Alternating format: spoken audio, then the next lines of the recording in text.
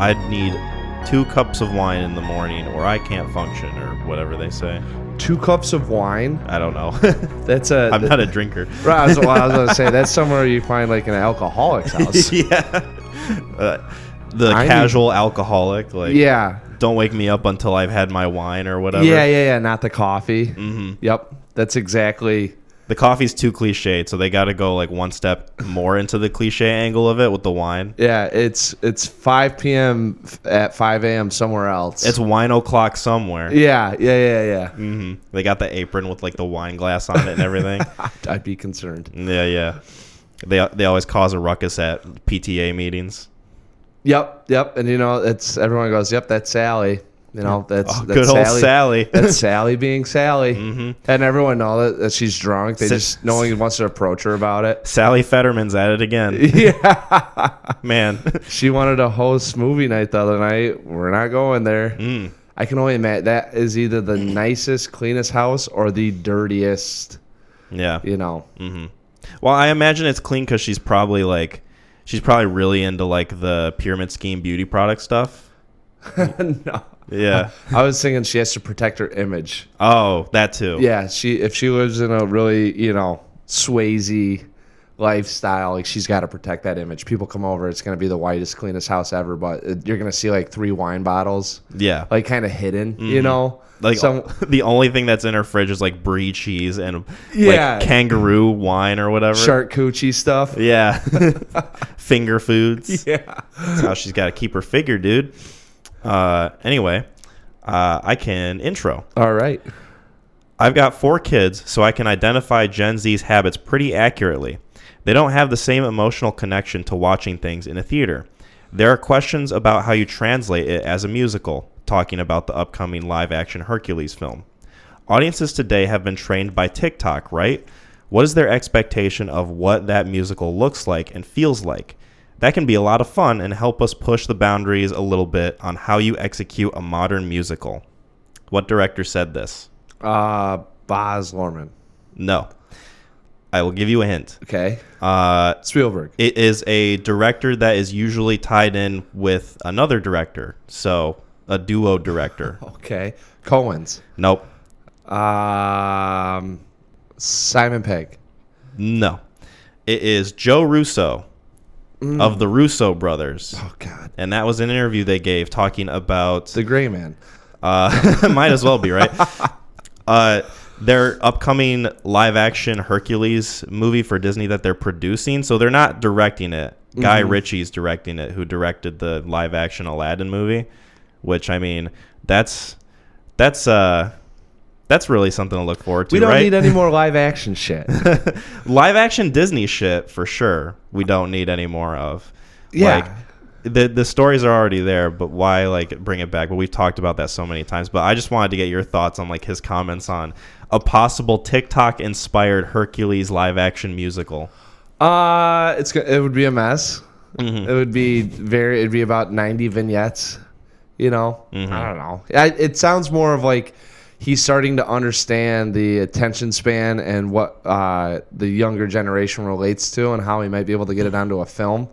And unless you can make films in 35 minutes now, I don't think there's anything that can happen. Yeah. Well, it reminds me of those leaked emails that Sony had a few years ago where they were describing what the kids are into as far as like what they want from Spider-Man. They would message each other like, what if we had Spider-Man use Snapchat? That'd be cool. And what if there's like a dubstep angle to Spider-Man? Would be really cool and hip with the kids. No, it wouldn't. That would be a bad idea.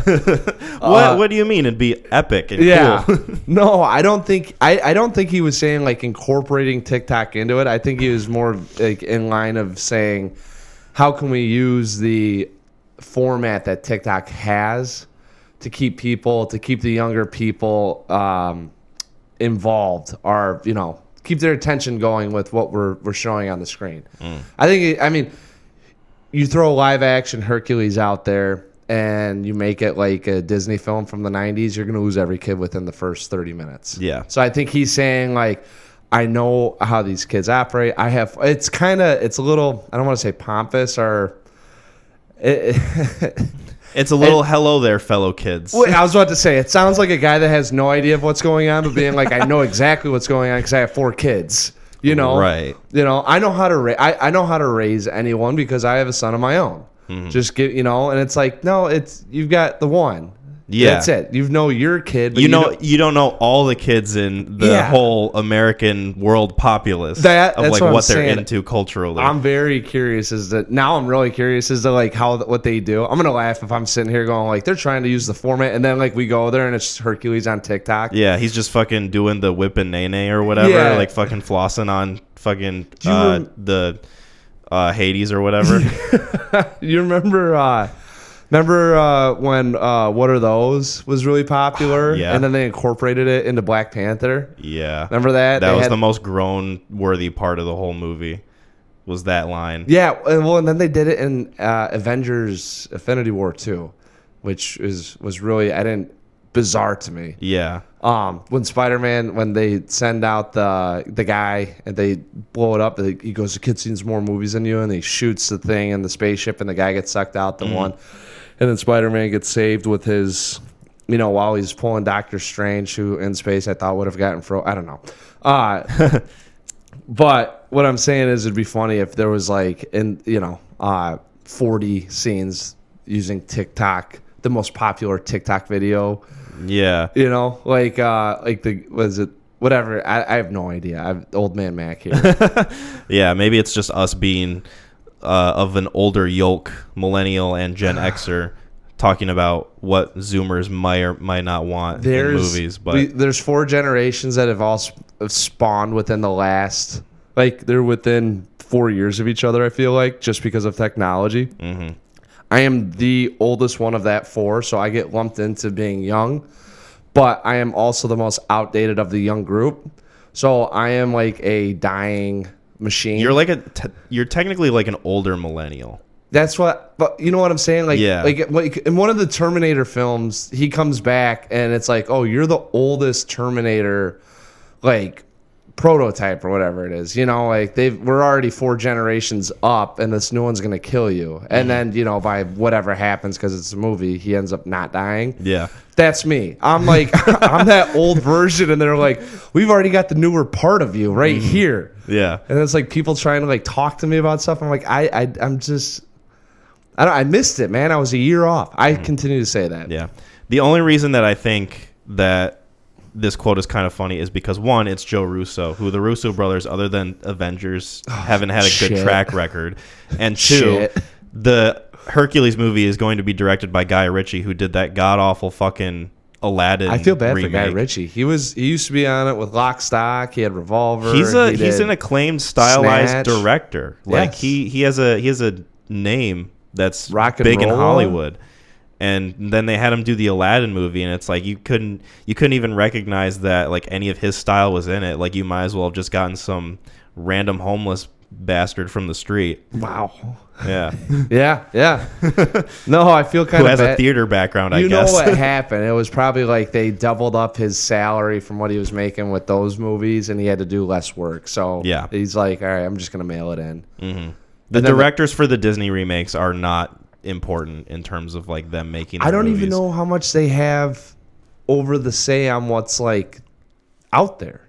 Yeah. You know, I mean, it's not their story. Mm-hmm. They have to pull from source material, so they don't even get to put their stamp or direction on it. They have to make it safe because it's the Disney label, so they have to make sure that it's NPA's accessible to everybody. Yeah. So, I mean, there's like literally, it's probably all money and less work, because I bet you the Russos have their hands all over it with the production. Oh, I'm sure. You know, so I mean, if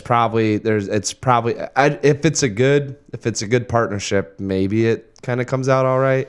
But if the Russos are like trying to Russo it and they're like, we just want you to direct the talent and we'll take everything else, I could see it being shit. Yeah. It's the fact that it's a musical like it's going to be how Aladdin was too. I'm not excited about, because Aladdin as a musical just wasn't exciting, wasn't engaging. What? Like, yeah, I know, right? Surprise. Yeah, Kyle, stop. This is a hot take. I know. People are coming at me with pitchforks as I speak. I see them outside the window. Oh. But yeah, I just don't have a lot of faith in it, and I just thought that quote was kind of interesting to touch on. It's very humorous. I just like how he leads off with, "I have 4 kids. I know what kids are like. Yes, this is going to be fun. I know what my 4 kids are like." Yeah. And my 4 kids represent all kids. Yeah, I mean, you know what? I will say in terms of the stuff that we've been reading, that is one of the more modern kind of progressive approaches I've heard to cinema. Mm-hmm. You know, instead of saying like all these kids don't know what good cinema is. It's very like opposite end of the spectrum from quotes we've had before. That's what I'm saying. It's like I know what's going to happen, but that I will say out of all the quotes you've read, that one sounds one of the more idiotic ones. I do like how he's like, "I have 4 kids and I know what's going to like appeal to people," but at the same token, like, do you really? Trust me, guys, I know. Yeah. I only made one of the biggest successful movies of all time. I wonder if that has anything to do with like him saying things like that for that reason. Like maybe Avengers kind of gave him like a big ego. 100%. I mean, do anything I want. But that's why I get pissed at those guys, because it's like it wasn't even your vision. The guy who was the head honcho, Kevin Feige. Yeah, that was his vision, and he just put in and said, "This is what I want," and then you guys just take it over from here. But this is the feel that we need, and it's really kind of like a broad, you know, like a high concept, you know, of just, you know, we want it to feel this way, but. You kind of say, you give them a little bit of a lane to, you know, this is where you're in. Now, how narrow or wide the lane is, he left up to the direction, but said you just need to get to that point. Yeah. So, yeah, I think those guys, well, after seeing The Gray Man, I have no faith in the Russos at all. Like, after watching that fucking abomination. No. Yeah. So, that will also... The Russos will tie in later to one of our film discussions. Ooh. So be prepared to be surprised. I am. I'm already surprised. We got a little bit of news. It's not much, but I feel like it's worth talking about at least. Yeah, let's do it. So Quentin Tarantino is planning an 8-episode TV series. Really? And that's all the details that we have. That's exciting. Mm-hmm. I'm kind of getting a little moist just thinking about it. Okay. 8 hours of Tarantino. Please don't ruin my chair. You're sitting right in it. It's leather. That'll be easy to wash, but not easy to forget. Right. Yeah, it's stained. It might not be stained, you know, materially, but in my memory, it will be. Oh yeah, there'll be a nice blotch right there, just on my hippocampus. But I think it's noteworthy because you know, he's not unfamiliar with like kind of a mini series format. I mean, that's kind of what he did for Hateful Eight on Netflix, right? That you can watch the original version that's like the theatrical cut, but then there's also like a 4-episode cut version of that movie. So, and I've heard that that's pretty good. It's Tarantino, dude. I mean, the dude's a fucking... I'm sure he's got Asperger's or he's autistic, and it's like he's just got fixation on film. He's a funny dude. Have you ever seen the video of someone filming him? Like he's outside of Starbucks and he's like getting pissed off at them. He's like trying to fight them. He's like, "Put that camera away before I shove it up your ass," or like whatever. Oh, that's really funny. Yeah. I haven't heard that one before. He's he talks like a character in one of his movies. It's pretty funny. "I'm shutting your butt down." I think I'm excited. I would really, that's 8 hours of Tarantino and pretty much just like unlimited resources. It'd be like if Nicholas Winding Refn made a good TV show, but I mean, I don't know if he has or not. I guess we'll see. There'd be one person that'd fight you on that. He may or may not have been on this podcast before. I think I defend you though. I still haven't finished it. That's how good it was. I got through 9 episodes and it was just like, I'm good on seeing the last one. You got your fill of it. You're like, you know what? If I watch any more, it's going to be too good, and I'm not going to know what to do with myself. Yeah, exactly. It's like that one more plate at Thanksgiving. Like, you know what? This will put me over the top. I'm just going to enjoy what I have right now because this was amazing. There is such a thing as too much of a good thing. Yes. Yeah. And that's with all of Winding Refn's films. Sam, please don't beat me up, please. But it's interesting to think about too, because Quentin Tarantino has made 9 movies and he said that he'll only make 10. So everyone's wondering like what his 10th one is going to be, how like when that's going to come out, like if that's actually going to be his last film that he ever makes. Call me crazy. I bet what happens is this is like tangential with the film, and this series is up to a film. Yeah. That would be pretty sick. I would be all over it. Yeah. Tarantino is like one of the few like really consistently good directors in my opinion. Like he's super. Has he ever had like a bad story? I haven't seen it, but I know people don't think that fondly of Jackie Brown. But I don't think he wrote that. I think he just directed it. Oh, you might be right. So I'm not too sure. That one, and then I guess Death Proof is a little lesser talked about in terms of like his filmography. Those were tongue-in-cheek made films, and I think he nailed it. But I also think because he nailed it, he did make it too much alike of the B films. So no one really.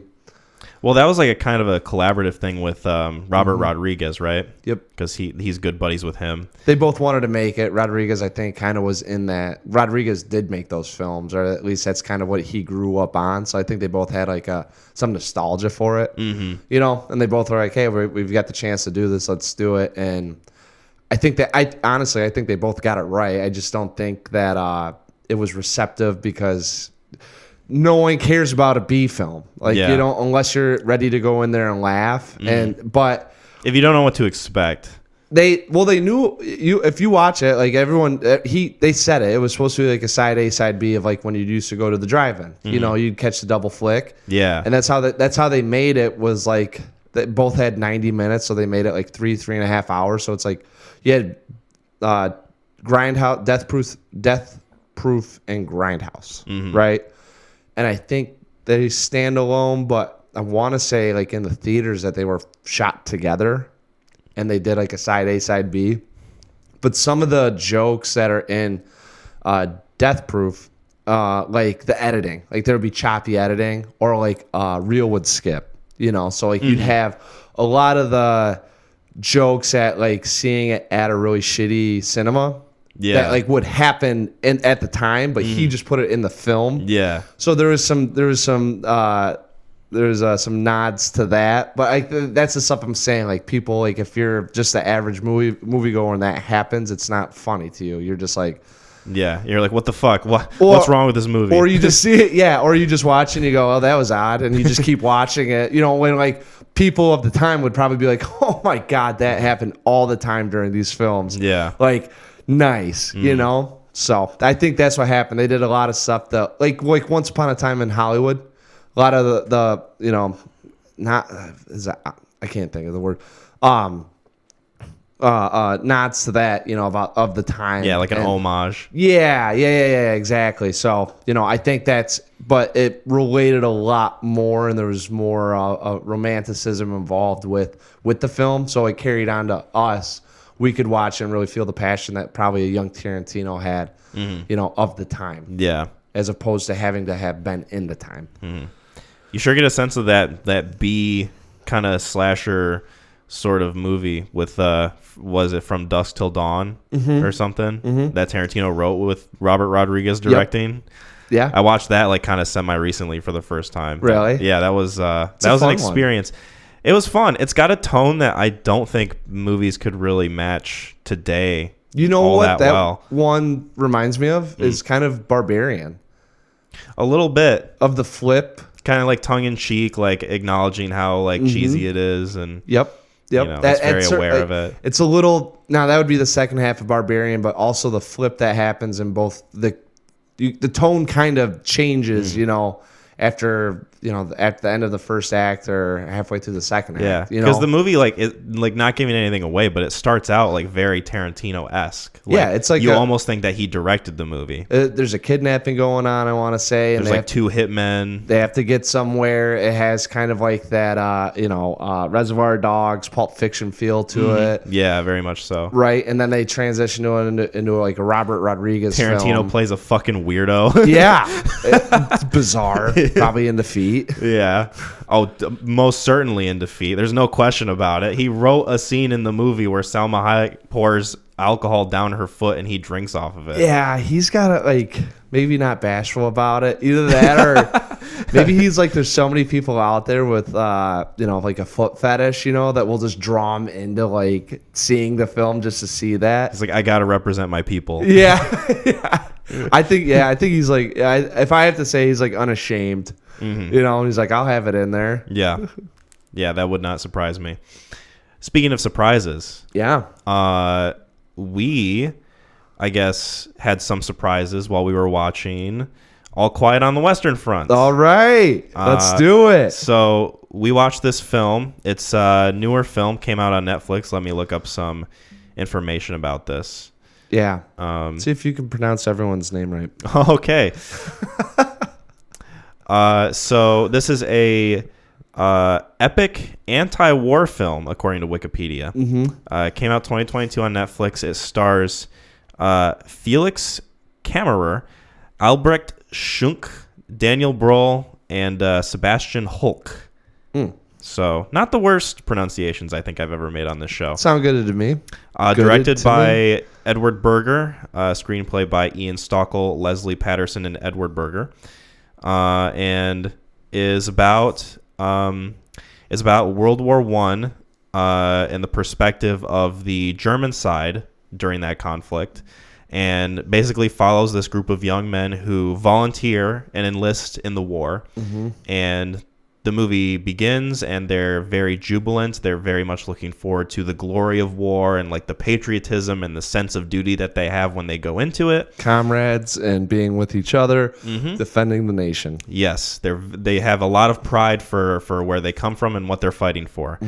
And as soon as they get thrust into it, they are exposed to the horrors of war and what that all means. And that's pretty much the movie. Yes, it is. So I mean, for me, well, you watched this. You had a buddy come over, and you guys got to check it out. And Yes. Little scarring.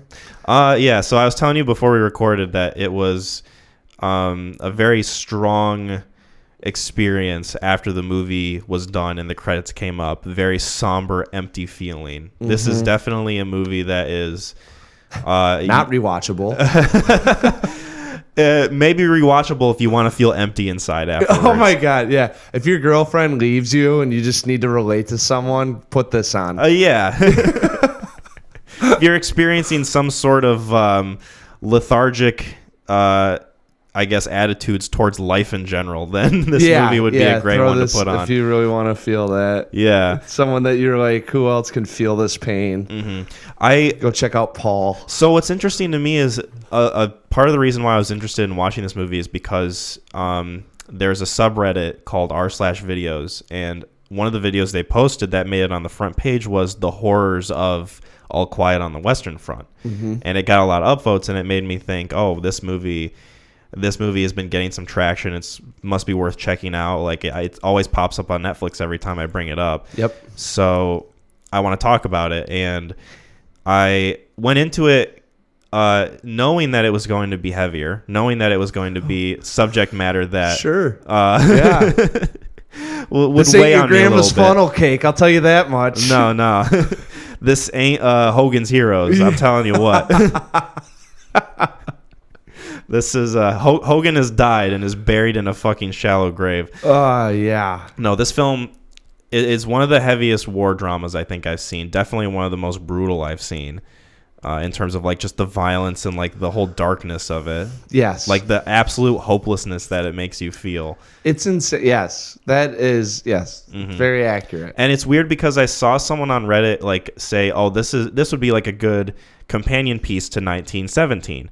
And 1917 is a film I really love. Like that movie's great. It was funny because you have to have those thoughts. I mean, they're both of World War One, and there's two different sides, but they're both kind of going through. They're both like horrors. artistically shot. They're very like very precisely made and like really crafted. You feel like these movies are crafted. At Eternity's Gate, it had a lot of that feel. A little bit, yeah. Now that you bring it up, but I would say watch 1917 after this if you 100%. want to feel a little more hopeful about things. Because, joy, rooting for someone. Even though 1917 is a war film, I would say more so that's like an action adventure film that happens to take place during a war. Like you're very much following the perspective of two characters who are on this A to B journey, and that's like the whole appeal of the movie. This movie has a lot of like heavier themes, a lot of just dour, hopeless sentiment to it. that you would not get from 1917. I thought it was a really good depiction of probably what it's like to be in war. Like it's now granted this is at the time trench war, and that's something that I'll probably get into because I'm very curious about how the strategies of war and you're gonna get into a trench war. No, it's more of like, I'm just gangrene. curious because the Brits, when the Brits in the Revolutionary War, they were all like lined up. You had one shot, you had a musket, you'd pop it, and then the next one. But they were all like there to kill. Like it's just a firing range, and it was. And then in this one, so we're about 100 years past it, and then trench warfare pops up, and they at the end of the film they go like, no, that battle waged 4 years. That front was there for 4 years, and they said you would take maybe 100 meters at a time. Like I think they said at the end of it, the line had moved, 300 feet. 4 years. Yeah. I was like, how dumb is that? And one of the things I liked about the film is they kind of depict the difference in philosophies between the people on the ground versus the people in the building. Yeah, that was like the biggest standout theme to me was like the disconnect between the people actually calling the shots and making the decisions that affect people's lives, and then the people losing their lives on the battlefield. Yeah, and you having to see you're with that person, and then the odds that if you go to war you're gonna die are probably like really high. So this isn't a hero's journey. This is like literally you're a POV with this guy and seeing the perils of what's gonna happen while you go out here. And I guess from what I read in the book, this guy the guy that wrote the book was in the First World War, and he did it as an anti-war book. And he was trying to deter Germany from going back to war. And that worked out. Oh, dude. So in 1930 it got made. I don't know if it got made in America or in Germany. I read a little bit, but I didn't see who produced it. Germany finally signed off on it. But when they signed off on it, they did a huge smear campaign. They blocked people from getting into the cinema. And if you went to watch it, they'd like throw smoke grenades in there to funnel you out. That's crazy. Yeah. Like, hey, we'll let you do it, but we're not going to let you do it. Yeah. Yeah, we're saying that we're going to let you do it just so that we can save face. But we're actually going to fucking blue ball you. Yeah, well, there was a big revolution that happened. It was a big, to me, at the very end of it, I kind of started getting a heavy feel of the bourgeoisie and the proletariats, and a battle of the classes. And a lot of the stuff I thought that happened was you were able to see the hierarchy of men and see where you fit in and how your lives were going to be shaped, with what was going on. So it definitely had a heavier feel with a political stance on it. And, in real life, it led to a revolution, I believe. Like they were getting ready to geared up, and the working class said, we're not going out there. And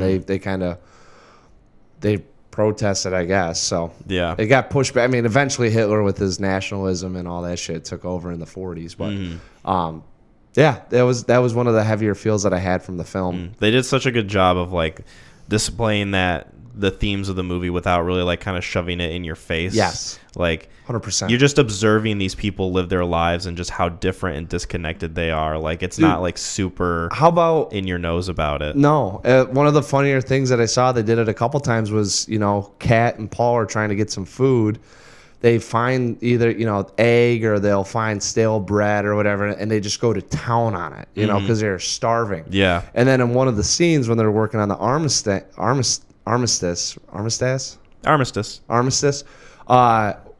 of the French generals takes a bite of the bread and he's chewing it and he goes, and he goes, is this bread fresh?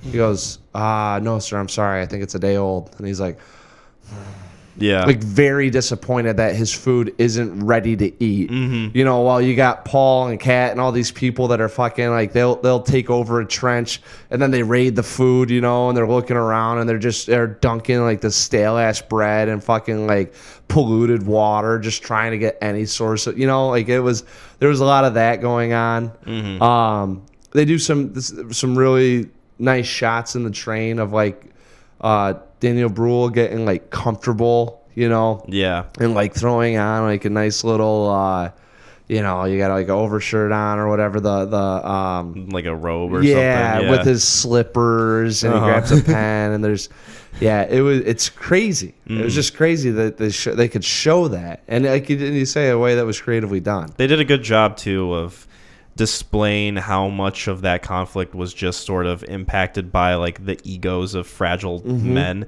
Yeah. So like pride before the fall, right? Is that what they say? Pretty much. So like you're introduced to that bald mustached big dude, like that big burly like bulldog looking guy. Yeah. Like the general man. His name was Burger too, which I thought was interesting. Yeah, because you said like the director's name, I was like, oh, that's weird. Yeah. So you're introduced to him, and he's talking about how he, like, 3 of his fathers beforehand served in war and they never lost a battle before. And you get the sense of, like, you get this hopeless sense, like, early on, like, this guy is going to come back later and he's going to impact the story in such a negative way. You knew it, dude. You knew it as soon as he called the Social Democrats pussies. Yeah. As soon as he said that, I was like, dude, don't fuck this up, please. Yeah. Because there's like literally there's no hope in this thing. So the only hope you have is what's going on in that train. Mm-hmm. It's like your only thing of like, maybe this will work out. Yeah. It's like you want them to make that deal in time before anything worse happens to these characters that you care about. And that's another great thing that this movie does. It was a weird thing because, like, you know, I really didn't think there's much character development at all besides some of the emotions that you get when they're in these situations, which to me is, I'm like, I think we'd all feel like that. Yeah. So I didn't really like, it wasn't like I could sympathize without having any facial, you know, that guy, like, Paul could have been blank faced the whole time.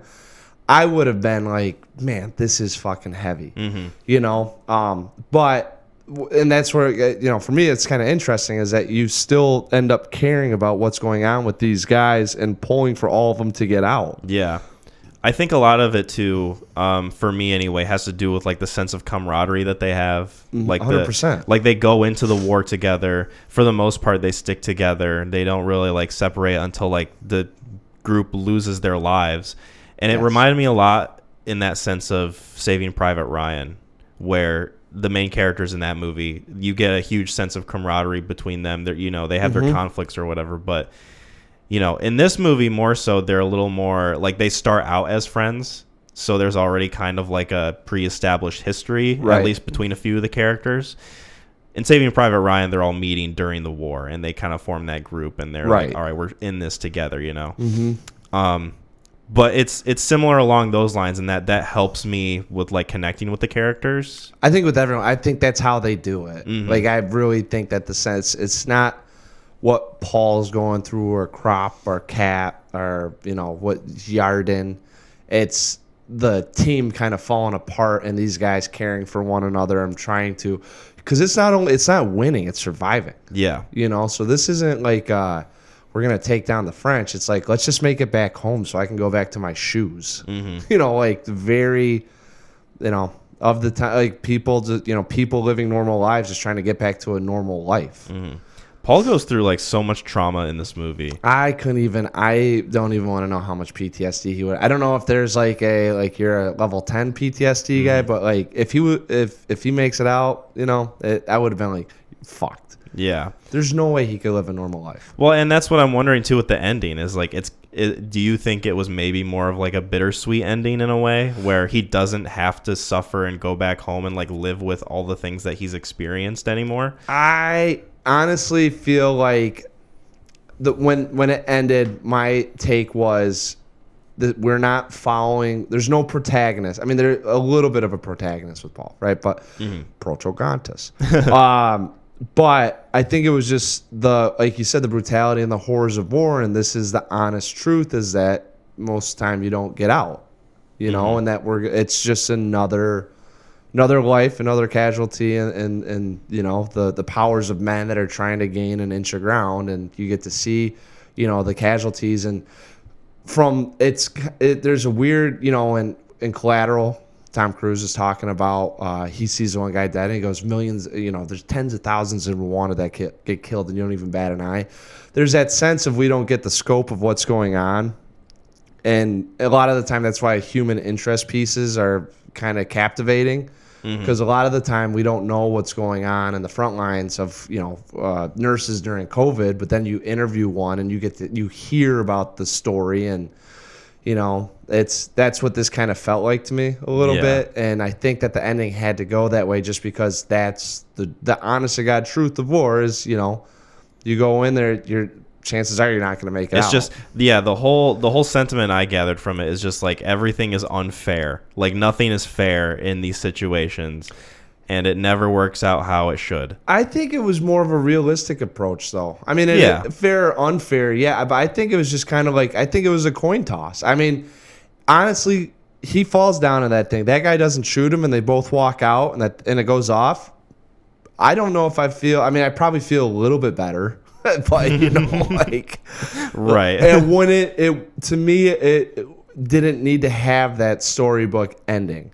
Yeah. I think either way it would have went, it's a coin toss when you take the battlefield. And when that first bullet whizzes by, sometimes you get lucky and sometimes it gets you. Yeah. You still get a good sense of like just how wasteful all these decisions are, and like the decision by the general to send them to war anyway, even though they like basically called it off. Like, so fucking dumb. Yeah, it's like totally unnecessary. Like he's only doing it to serve his own ego. Yeah. Like that point getting across the movie just added to like the hopeless nature of it. You knew as soon as he said they're going in there that Paul wasn't going to make it. Yeah. Yeah. Especially when at the beginning of the movie it starts out from the perspective of a totally separate character. You see him charge up to someone, hit them, and then it cuts to black, and all of a sudden he's just dead. Yep. And then Paul ends up getting his uniform. He's like, hold on, something's wrong with this. And he like notices the bullet hole that's in the fucking chest of it. And they're like, probably just got, leftovers or something like that. It was, there was a tag, there was a name on it. And he said, hey, this belongs to someone else. And he goes, nope. It rips off. He was like, that must have just been an error. He got out and, donated it back. Here you go. There you go. You're back into it. Just gives you a sense of just how, just the numbers, like the people don't even matter. It's just the numbers that they need. Cogs to the machine. You're just part of like a bigger thing. Like you don't even have an identity. Exactly, 100%. I mean, it's men with power that are using people to serve their agenda. And you really get a feel for that throughout the whole film, that this is everyone serving to a higher force. Yeah. Now, granted, I mean, and the funny part is you could almost say it's a force that doesn't even exist. I mean, it's nationalism. It's serving for at least the general. It was his pride, but he was serving his country and didn't want to fail his country. So he's making these decisions based on just that alone. So I mean, you could say it stops with him, but I think it's like that next step up of, because the country doesn't value you. This is where you fall in, and that's where you get to see. At one point when I was watching this, I was like, they do a really interesting job with the ranks and trying to define rank. And I thought, okay, this is where everyone gets to see where they're at in the pecking order in this world, and you understand who's going to make that ultimate decision that's going to impact your life. And it really ended with the general, but even his decisions were based off what he thought was best for the country. Yeah. That's why he kept calling them, fucking pussies. And all fucking that Democrats, yeah. Yeah. The social democrats. It was interesting how much of like what he said in his dialogue is like you could easily picture someone saying that still today. Like just 100%. The whole political commentary angle of it. Just how like, one side is just fucking useless. I know what's best for us. It's to me, it served even more of a general concept with not even just war. Like he's kind of using that as his platform. But I was like, you talk about some main pillars in life, like that's how it kind of goes. People that are of rank, of power, making decisions off of God knows what. Yeah. And then you're valuing and devaluing people without even really knowing what's going on. The disconnect is so great. And yet you're saying you're worthless and you're not without actually even knowing what they're going through, So that was another great look at it, is you get to see all this shit going on with these people. And then, no one really is like, oh, we're going to take the front. Yeah. It's like, I don't even know if he knows that they didn't even move that much. It blew my mind that for 4 years, they said 3 million people. There were 17 million that died in the war and 3 million that died on the front alone. Mm-hmm. That's crazy to think about. Yeah. I feel like we have to talk about the scene where he's kind of in the pit with water and he's with that French dude and he stabs him and the dude's just choking on his blood like the whole time, making these horrible sounds. And he goes through like such emotional turmoil while this guy is like dying right next to him and he's taking so long to just die. Austin Powers. Yeah. It's that scene is probably one of the most powerful ones in the movie for me. Yeah. It's very standout. It's very just the whole turmoil that Paul goes through during that whole time. It just really shows you like just how at his wit's end he is, because that's right after he watches his friend get shot and burned alive. That was yes. Before we even go into that, I was gonna say name the top 3 most disturbing deaths in this movie. Top 3, okay. Yeah. So, first one for me is probably. There's so fucking many of them, dude. My first one shot and burned alive, pleading. He literally was. That was horrific. Conceding his whole "take me as a prisoner of war," and then they shot him. Well, they burned him first and then shot him after he couldn't make it to the water. Yeah, that's why the worst part about that was watching it and being like, he ain't getting to that puddle of mud. No, all he needed to do was roll around in that, and he'd have 3rd-degree burns and just And then they would have shot him anyway. Yeah, exactly. Oh my god, yeah, that was pretty bad. The guy getting run over by the tank was a little bit disturbing, a little bit grisly. Yeah, it's one of those things where Netflix pops up with the rating in the corner and it says grisly images, and I'm like, oh fuck, this is not gonna be like 1917, right? Yeah, and then the French guy getting stabbed by Paul is a big one. The guy at the end, like their friend, stabbing himself in the neck with a fork over and over again. Jardin. Yeah. That was. I'm not going back as a cripple. I'll be useless. That was pretty bad. Yep. That one was, I think that was number 2 for me, because he still had a chance for life and ultimately said, I won't be able to get back into society. Yeah. I'm better off dead than being a cripple. How am I going to do it? I'll kill myself. And it's not an easy bullet to the head. I'm going to stab myself in the jugular and bleed out. Yeah. Number 1 for me, burned alive. Number 2, probably the French guy in the pit. Yeah. And then number 3 is guy stabbing himself in the neck. Yeah, I'm trying to think of through any other the first death. I think ultimately was kind of like I think the first death would be number 3 for me. The guy with the glasses. Yeah. That his leg got blown off and he flips him over and he just sees him, and that was his first encounter with with death. That was his first friend to go, and they had just gotten on the front, and it was their first battle. Yeah, and beforehand he was like pleading with his friends, like, please promise me that we're all going to stick together, like we're never going to leave each other. And then that's the one that ends up being dead. Yep. With his legs blown off, just fucking brutal. Yep. That was the one that I was like, okay, this ain't your grandpa's war film. This is not Hogan's Heroes. Well, and then the other thing that I liked, and I know we'll get back to the French guy in the pit, but the other thing that I liked what made this more miserable was how long they lingered on death. Oh yeah. He flipped him over, and nobody has other than Kat, nobody really has like a romantic death in this movie. No. In any way. No. Well, maybe the guy that was on fire when he got popped. The passionate romantic death. Yeah, I was going to say. Burning love. Yeah. No. There's really no one that goes out there. You're like, oh man, like, good on him.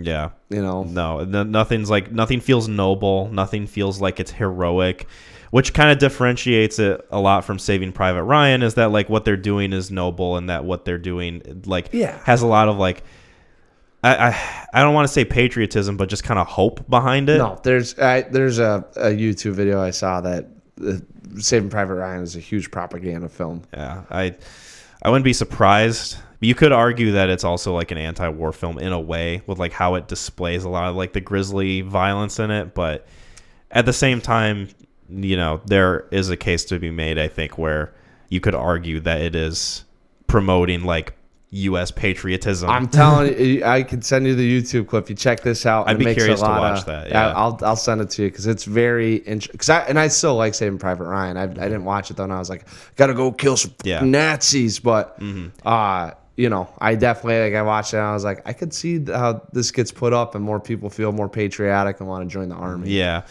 And like the music in that movie doesn't really help too. It's a lot of like very trumpet, like triumphant kind of. Yes. It's very Spielbergy. Yeah. Spielberg is a director that likes to elicit hope, and so he uses like very, I don't know, like a lot of brass instruments to kind of uplift you. It was of the time. I mean, it's kind of it was what was going on. When you had that was all I think at that they probably still had band members in the army that would play that shit. So the music in this movie was awesome. I liked it a lot. I really liked the only thing modern about this thing, right? It was very industrial, and it gave you that sense of like these guys are just going through a machine being churned in and churned out. Like it very much matched the tone of it, and I loved it. It reminded me a lot of. Have you ever played like the Wolfenstein games, like the more modern ones? Those games are about like what would happen if Nazis won World War II. Oh, okay. And so like you're playing as a character who's fighting against like heavily industrialized like global Nazism. Right. And a lot of that would be insane. A lot of the music in that game is very similar in that it's a lot of like industrial, a lot of like kind of almost like metal guitar in a way, like kind of like sort of. I know I can definitely get that sense. Yeah, just kind of like almost goose stepping, boot stomping sense in a way. But the music in this was fucking great. I really liked it. Loved it too. I did too. I thought it matched perfectly. So back to the French guy. Yeah, I mean, I guess there's not too much to say other than that it just adds to the whole horrific nature of it. I mean. Like you said before, it lingers on death. It shows it in an honest way. Yes. And I think a lot of what really separates this movie from Saving Private Ryan is that there is no ambiguity about like the goals of it. It is very much like an anti-war. We're going to show you all the ugly parts of this and you're not going to like it. Yeah, I definitely. And it's funny because they take it in a way that you have the guys. How much different of a film would this have been if those four guys didn't know each other, they didn't want to be there, and they had to just survive? How much of a different, just a simple fucking Paul sign the paper so you can join us and we're going to go fight for the country versus, God damn it, are you kidding me? Like, my number got pulled, and they're like, yep, same here. Yeah, you're with these shitheads. Yeah. It almost kind of would have been like Fury in a way, where that movie's about like a group of guys who like, they really don't like each other that much, but because they're all kind of assholes. I'd have to check that one. I don't know, maybe I still wouldn't like it as much, but yeah, it's not my favorite, but it's better than Suicide Squad from the same director, so I will give it that. Well, we'll just kind of keep walking. Yeah, that's not a great. Yeah, it has a tone. It's better than Only God Forgives. Yeah. Okay, just pick the lowest one. Just pick the fucking. Just scrape the guy off the side of the tank. Why don't you? God, bottom of the barrel. Fucking. You're really selling this movie, Kyle. Yeah, wow. That was a great comparison. Thank you.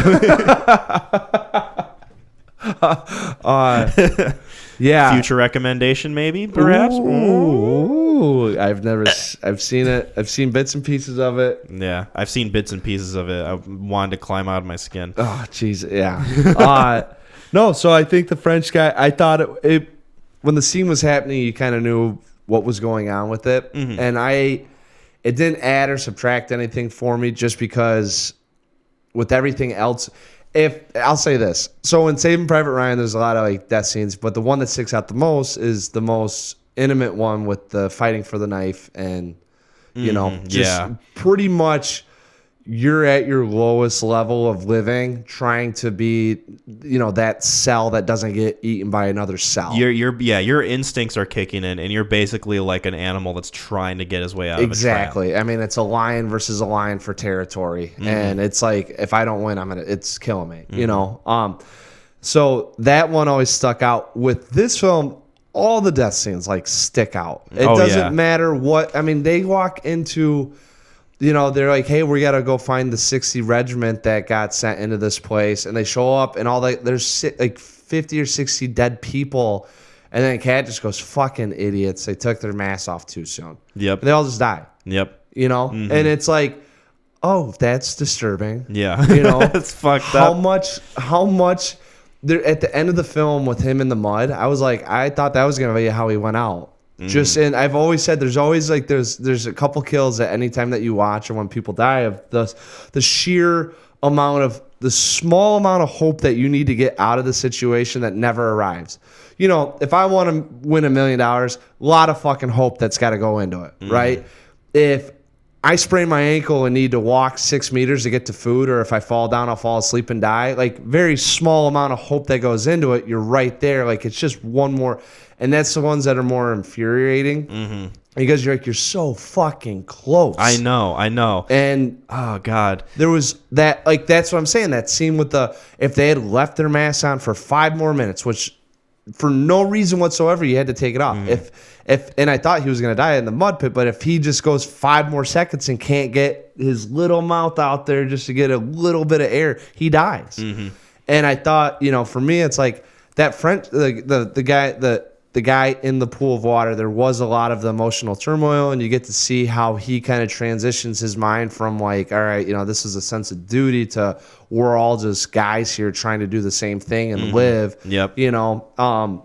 I was like, yeah, that's great. I mean, you're going to experience a whole bunch of shit. I mean, he was fucking talking to Cat. He carried Cat fucking 5 miles dead and was like, he was just talking to me. That feeling was the strongest to me, I think, of like they're so close when they went back to that farm and they went to go get like a goose or eggs or whatever and just again. Needed to eat. Yeah, I'm like, why are you going back? Why you're so close to being out of this war? Like, regardless, they would have been sent back anyway because of asshole General Man. Right. But at least he would have like had his friend there or something. Like, why risk it at this point? Like, I don't.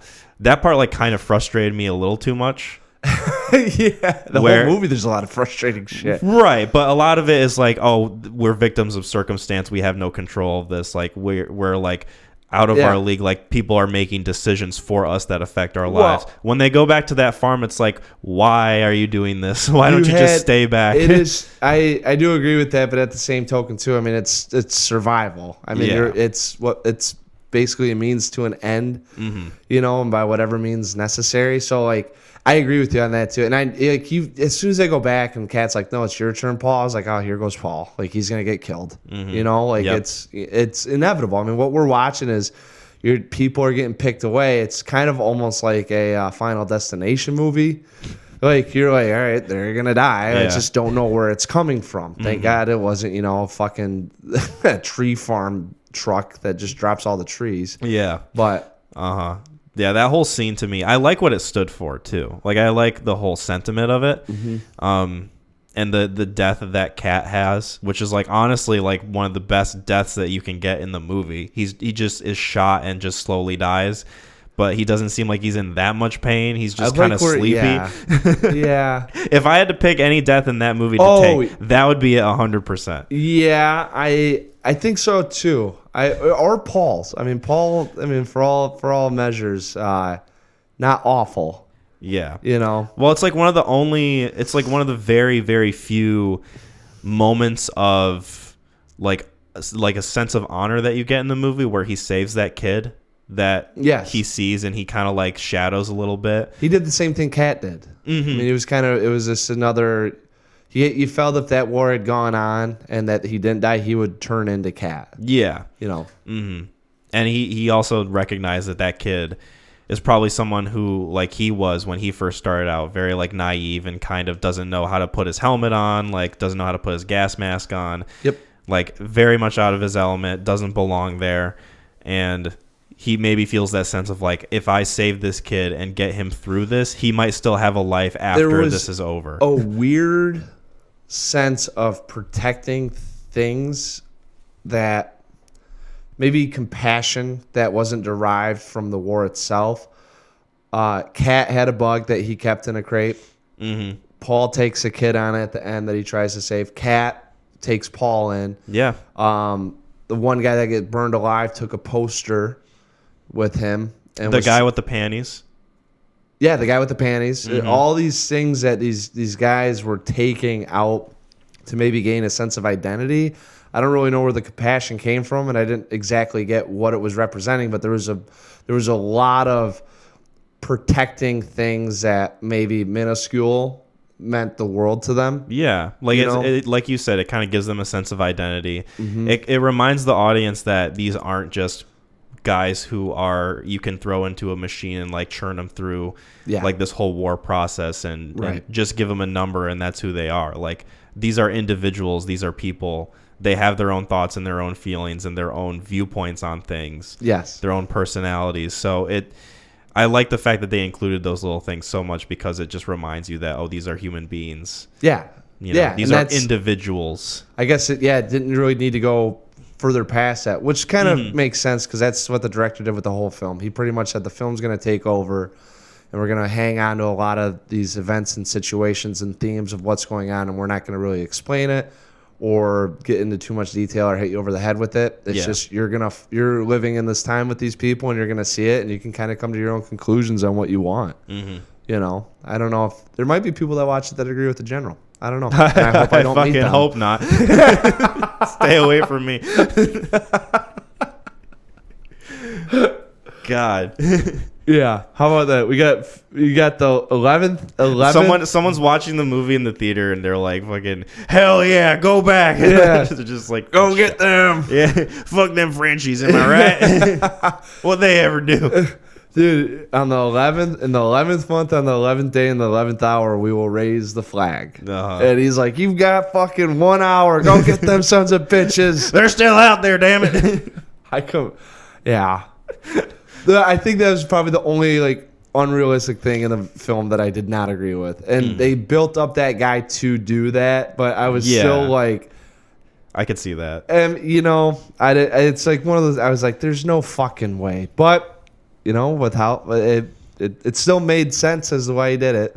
Not to me, like the rationale wasn't there, but in his own irrational thoughts, you definitely can pull and say, yeah, that guy would do that. We can wrap up soon, but I want to ask you before we do that, because I want to touch on it. The end when he's fighting that French soldier and they fall down the stairs and they kind of stand up and look at each other. Yep. Don't you think that guy reminded you of his friend that got burned alive? A little bit. Yeah. Actually, it was funny because I thought, well, they did and I think they did it in that way so I think it was done on purpose too, yeah. You feel that he's looking at a normal civilian as opposed to an enemy. Yeah, like he sees his friend in that soldier, and he thinks about who his friend was as a person. And he realized that this guy is like really no different from who his friend was. Or he sees him as his friend and he goes, I wonder, if this guy, who his friends are. Like you deconstruct the person. Well, reconstruct, I should say, because they are all deconstructed to be the faceless enemy. And you reconstruct him to actually being a person, a human being, and actually probably, having... And they both that guy probably looked at him too and was just like, I'm fucking tired, man.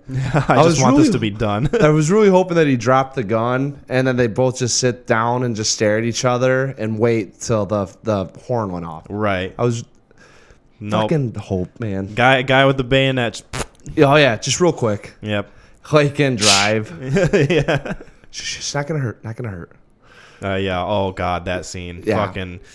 I always have to kind of turn away from it because it's so fucking grisly. It's the most sad. Yeah. Do you think so? Yeah, we don't have to say anything because if you haven't seen Drive and you're listening, you'll know it when it comes up. You'll know it when you see it. It's like pornography. I know it when I see it. Dude, that people versus Larry Fun. I was telling that to Jasmine. I was explaining it the other day because we were talking about culture, and I was like, a lot of people bitch about culture, and I'm like, well, what's wrong with it then? Like, what's wrong with the culture that you see? And it's like, I don't know if it's bad culture. I was like, I know it. I know it when I see it. That's how I know when it's bad culture. And I'm like, that doesn't make any fucking sense.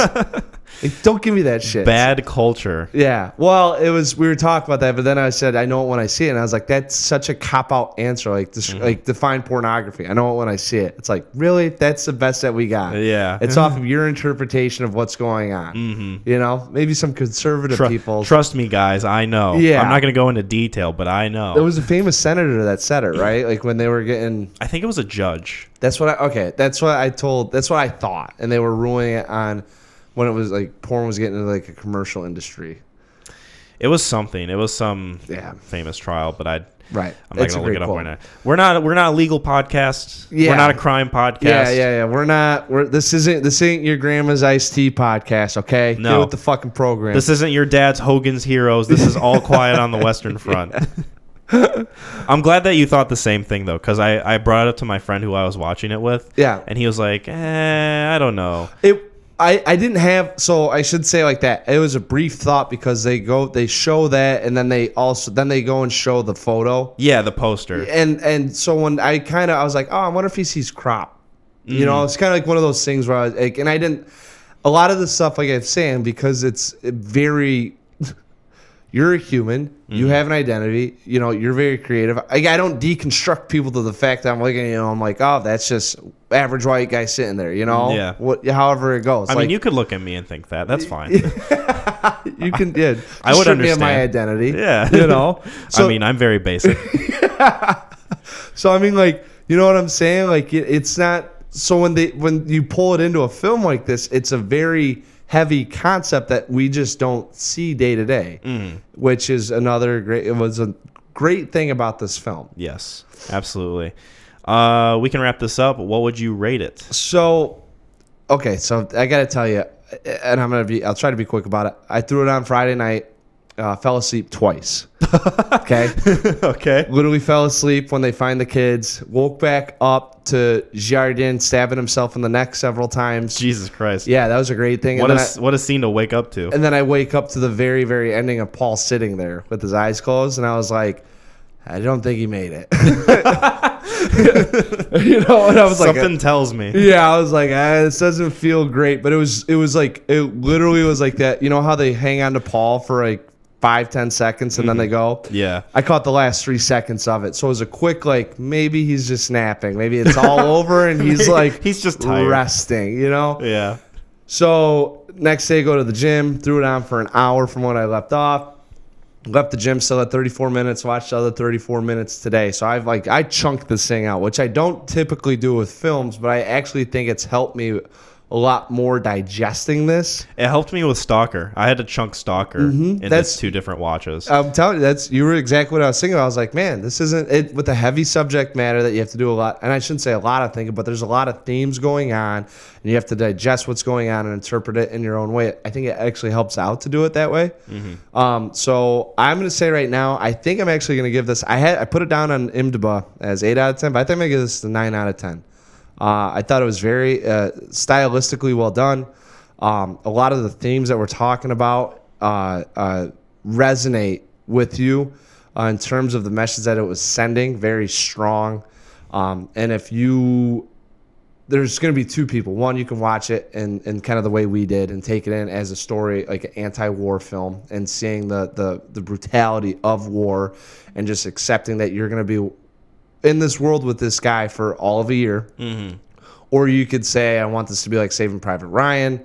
I want this to be very uplifting. I want this to be very, there's a protagonist that's going to make the right charge, you know? And if you view it that way, you're probably going to leave very disappointed.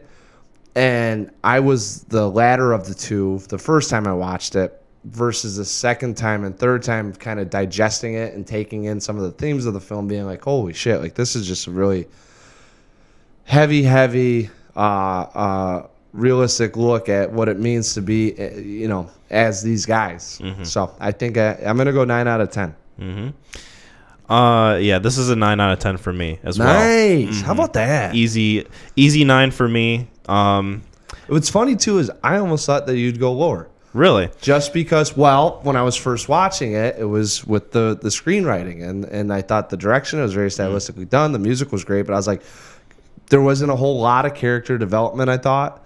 And I thought that might turn you off. No, I really enjoyed this film for what it went for. It felt really tight. Everything worked well together with the music and the atmosphere, the cinematography, all the technical aspects I thought were amazing. Yeah. I really loved how they crafted the story in a way that's very simple, but you still connect with the characters through the camaraderie, and you get 100%. to see like their sort of individual aspects poke out while also retaining the idea that this movie shows you how industrial war is and how much of a cog in the machine you are when you're in that environment.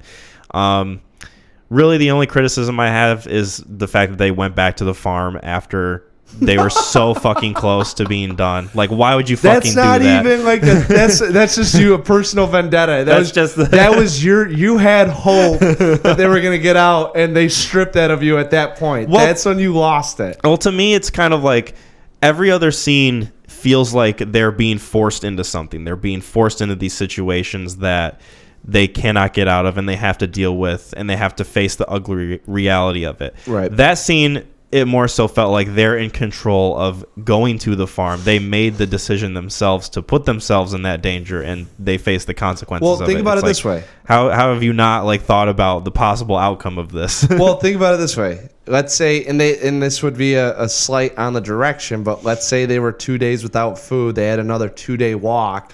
Probably going to starve to death in the winter that they're in, you know, and they're, like you said, they're forced to find food. They're forced to go with, you know, and it's a really easy philosophy to look at when you talk about theft of there's probably two different ways of thinking about theft. I mean, one's for survival. The other one's for, you know, because you're a freaking klepto. Yeah. Kleptomaniac. Yeah. So I thought it was just another one of those things while not in the presence, like you said, of the cog of the machine, but in terms of survival, like if they don't get that food, maybe they die. So forced to eat. Yeah.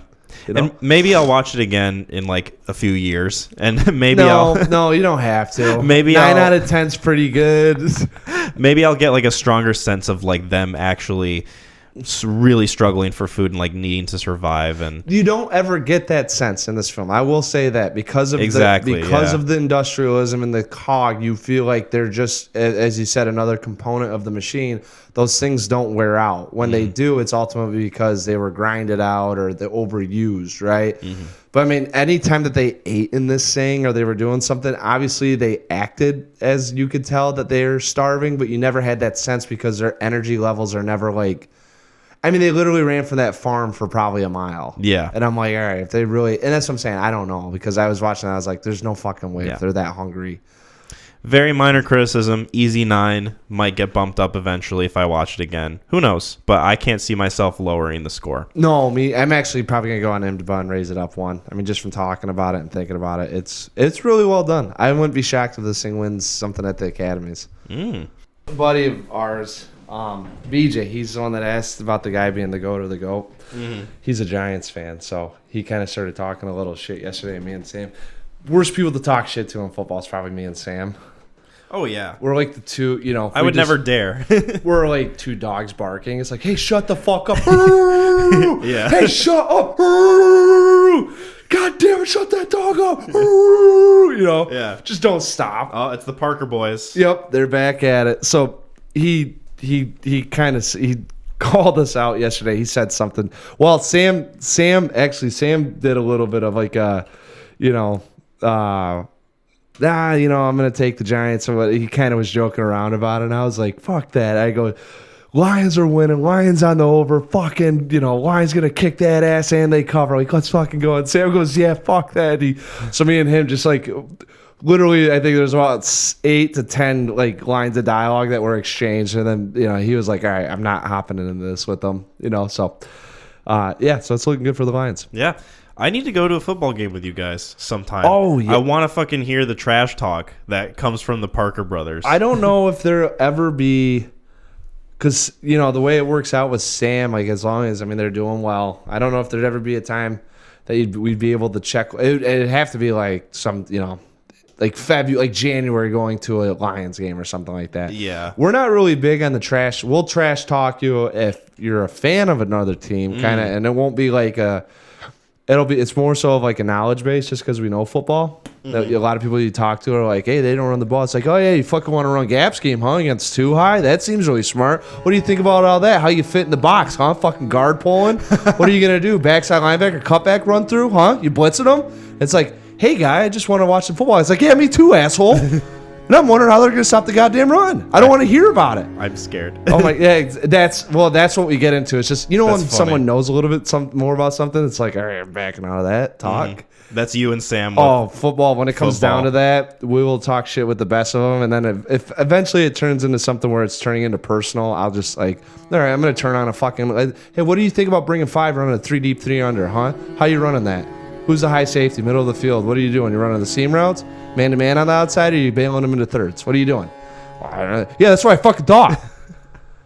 Yeah, that terrified me a little bit. Yeah, I'll be completely honest with you. That's why I try to refrain from any sort of football talk with people, because eventually it just turns into me doing that shit. Well, I mean, it's entertaining. Yeah, for sure. If you were to sit, you get into a room with us and you just wanted to roll people in one by one, I mean, it would be fucking lights out. Mm-hmm. Speaking of entertaining, this movie was entertaining. Ooh. And we're of course talking about Mac's film pick recommendation, The Warriors. Warriors. The Warriors did it. I am the warrior. The Warriors I am the warrior. What is that song? That's it's like an older song. I don't remember who does it or like what the name of it is. I'm assuming it's called Warrior, but it goes, I am the warrior. I am the warrior. And whatever. I don't know. People will know what I'm talking about. It was a very nice touch. Over the age of 40. If you're listening, hopefully. You're gonna have 2 people that comment. Shout out to my mom. Yeah. And I think I got some of my mom's friends might be listening. Does your mom listen to the podcast? I don't think so. No. She should get on that. Yeah. We need another listener. Yeah, we do. Because my mom listens. Yeah. So my dad doesn't listen though. I think my mom's got like, I don't know. I've told like I've said before, I never really care who pops on and listens, as long as like whatever we talk about gives you good dialogue, good content, and you know makes you think. That's all I'm Helps happy about. Pass your day along. Yeah. Well, I mean, if you can pop us on and then like all of a sudden like you watch All Is Quiet on the Western Front and then, oh, by the way, so, God damn it, meant to say it. The title. Mm-hmm. The book ends with all's quiet. Oh, okay. So that's the last. It's like the last line. In the book, it wasn't like the armistice wasn't going on. It was just a day on the Western Front, and it was just all right. Like when Kat goes, "Shh, can you hear that?" Mm-hmm. Exactly, nothing. That's kind of what it was for. So that's like an acknowledgement of that. Yeah, that's why it's called All's Quiet on the Western Front, which it's a juxtaposition, I guess you would say, for to what happens. Yes, just a little bit. Why it was kind of I don't want to say tongue in cheek, but it was definitely like for the purposes, and that's how. So, anyways, spoiler alert: it's not all quiet. Yeah, just to give you guys a heads up. But you know what wasn't quiet? This loud talk about the Warriors. Oh yeah, I bet that movie.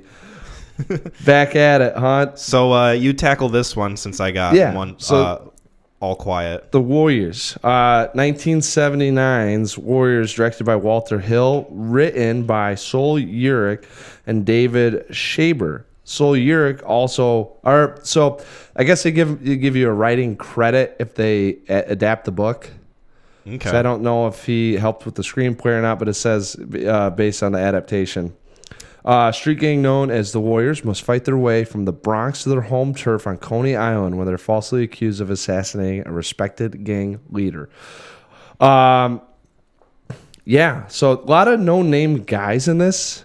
The biggest name is probably David Patrick Kelly, right? I think him, James Raymer was a pretty big name. He was on. He's been in a couple things, most notably probably Sex and the City. Okay. Michael Beck as Swan's in this. I don't know if I've seen him in anything else.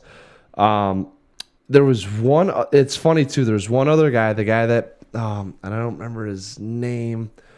He was the one that spotted. Who's James Patrick Kelly's character? Luther. Luther. He's the one that saw Luther, and then he goes, "The Warriors did it." He was the guy that saw him. He was actually in the Thing too. He played Windows in the Thing. Oh, gotcha. Okay. Yeah, so I don't think he's been in much else, but I saw him. I was like, I'm pretty sure that's Windows. Yeah, that you're right. Funny about that. Did you read up about him and his like credits in the movie? So no, he does. He's not on IMDb. It took me forever to find it. You want to know why? Yes. So I read about it, and apparently the director wanted to get him in the movie. Like he's like, I need Thomas G. Waits in this film. Like I really want him to be in it, and so they got him in. They like did a lot of the shooting, and they went out for a drink, and the director Walter Hill was like, "Hey, let me buy you a beer," and Thomas G. Waits refused. And then that led to a lot of resentment. That led to like a disagreement between the two, to the point where Walter Hill got so mad at Thomas G. Waits and like their whole like feud that was going on at the time. Yeah, that he killed him off in the movie. I was just about to say he's the one that gets in it with the cop, and you don't even really get to see that it's him falling into the subway. Yep. Reading about the production of this movie and like how his character was affected because of it. The director is quoted as saying like, "We just need to kill him off. I don't care how you do it, just do it."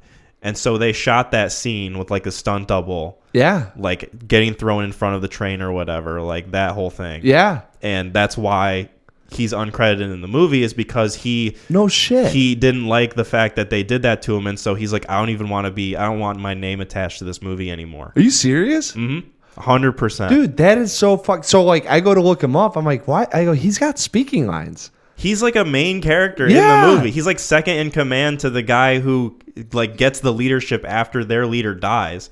That's what I'm saying. Like it threw me off. I was like, why is he not in that? And I never even looked at. I couldn't. It's because he and the director hated each other. Wow. Buy him a drink, and then he said, I wonder what happened with that. Yeah, that would be a great movie right there. The production of like the rivalry between like cast member and director. No, and like the whole mind games of that. That's what I'm saying. Like it's the hey, we're gonna go out, and then it's 90 minutes of you get to see think about it, being friends to having one ultimately small act of disagreement leading to that much of a downfall. All shot in one night. Yeah, it never like went into the fine details of it, so I'm wondering how much of it was like something really bad happened and that is like justification for their animosity towards each other, or I wonder if it's like simple as like miscommunication between the two and now they fucking hate each other for some reason. That's what I'm saying. That's an interesting. Boy, I'd like to find out what happened there. Yeah. So a little bit of trivia for you there. That's probably the best little trivia I've heard. I'm honored. Yeah, I tried. I mean, I just went as far as IMDb. A couple fun things that you find out about this thing, with it being kind of like a low budget film and a lot of stuff shot like, live action. Mm-hmm. Yeah. So the movie starts out with the Warriors. There's a weird, one of the more bizarre openings that I think I've seen. That I actually really like. It's memorable. It is. And even though the dialogue and the characters, I thought the acting in this was atrocious. Oh, it's fucking bad. It's very bad. I never realized how bad it was until I watched it, this last time. And hey, we're going to Coney Island to meet up with other gangs. Do you think that's good? Mm-hmm. Why not? I think it's the best. Yeah. Boy, I don't know. And I'm like, what the fuck? Yeah. Like, we couldn't, this is it? But it's still, like you said, it's memorable in the sense, I mean, it's kind of like the train going down. You're kind of with these guys, but you're also learning about what they're going into in a very, like, easy fashion. Mm-hmm. Yeah. It's kind of, they set it up. There's two different, like, they're talking over shoulders, and then the train goes through, and then they get two more. I mean, I liked it, except for the acting. I was going to say, other than the acting, that whole... the whole intercut between like the credits going and then them showing a scene leading up to like the whole meeting of the gangs and like what that's all about. I really enjoyed that aspect of it. But like, yeah, you're right. The acting is it's bad. Yeah, so it's not good. It's laughably bad. I'll just Oh my. Well, let me just preface. I've seen this movie several times. Like probably almost double digits. I'd have to guess. There's a video game out on this for PS2 that me and my brother played religiously. One of the more fun video games that I can remember. It's probably right up there with Vice City in terms of like top 3 all time.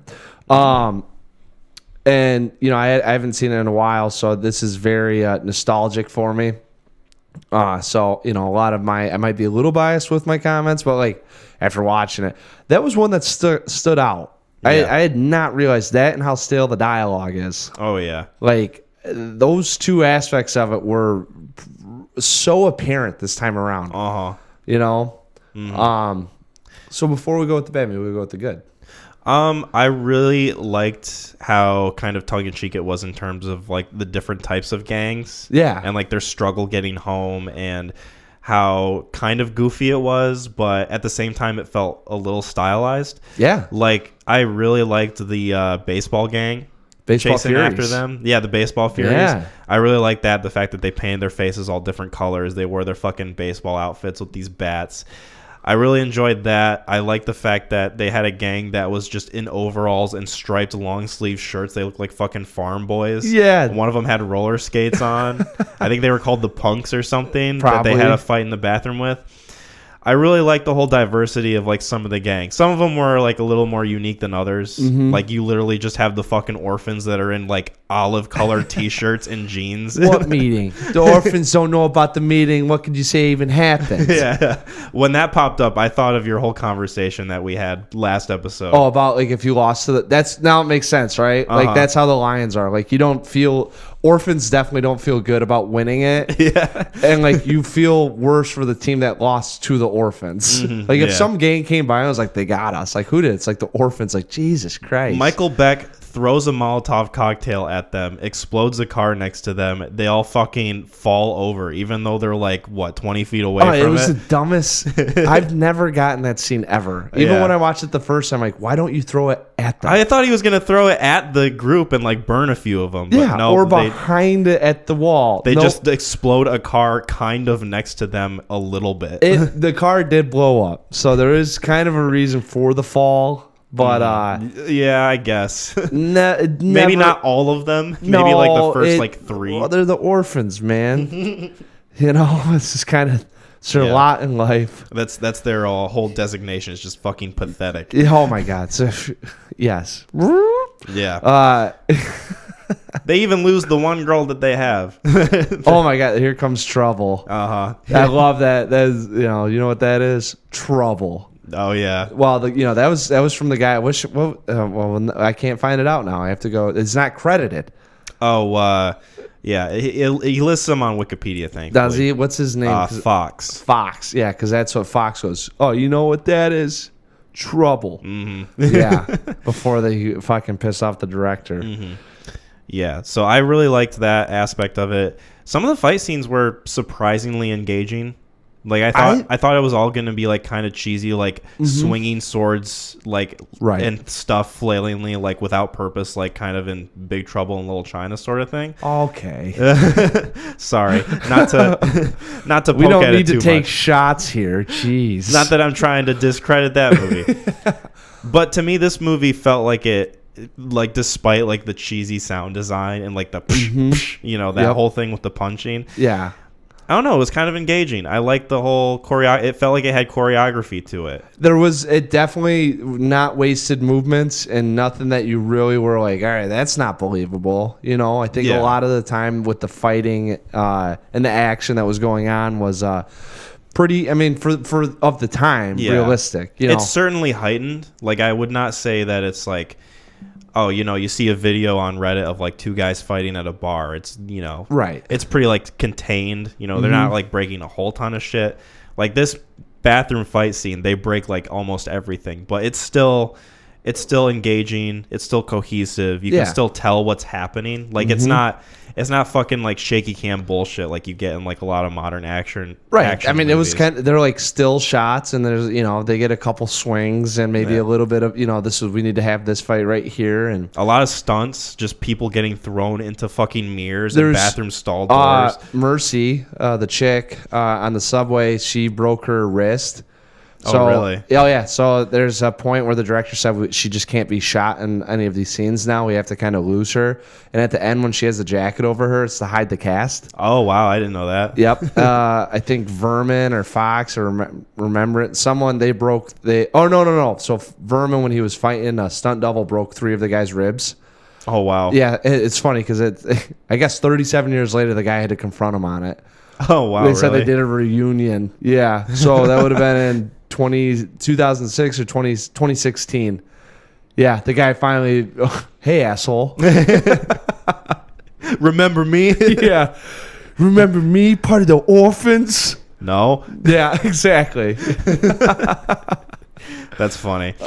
Yeah, so a lot of stunts and a lot of injuries. And like, this movie has a personality. I think it's part of the reason why it has a cult status is because it has an identity. It's unique.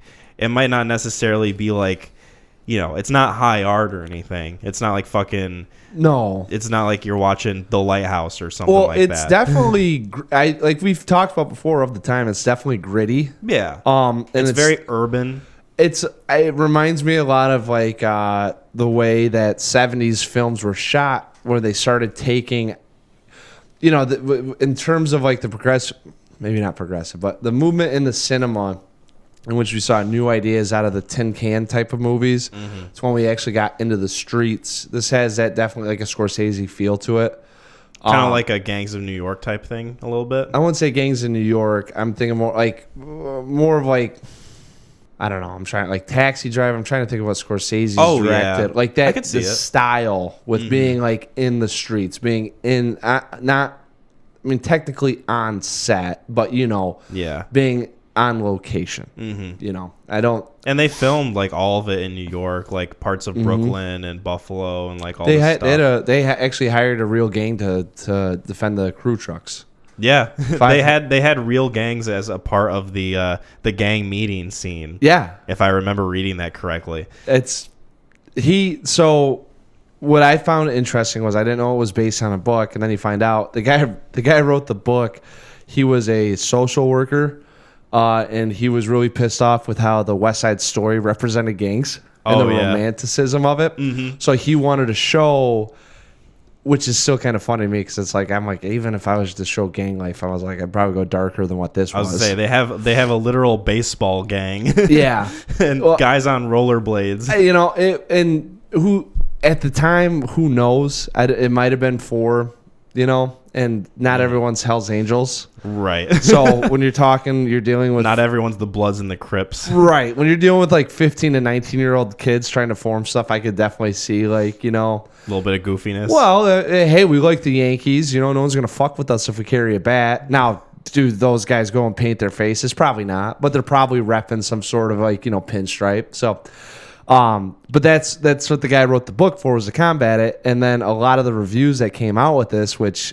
I don't really know until I read into it because it came out in 79, was they liked that approach to this sort of style of film or theme of it doesn't get any better, any worse. You just accept your lot in life and what you are. Mm-hmm. And that's just kind of what they portray is what it's like to be, part of this gang trying to make it back home. Now, me or you try to do that. We're not repping any colors. We pass as a civilian. It doesn't matter. So you kind of get to see what it means to have turf and camaraderie and your, be a part of something. Yeah. Kind of show a different angle of it. Yeah. I really get the sense that the whole gang angle and like the uniqueness of the different gangs was used to market this movie.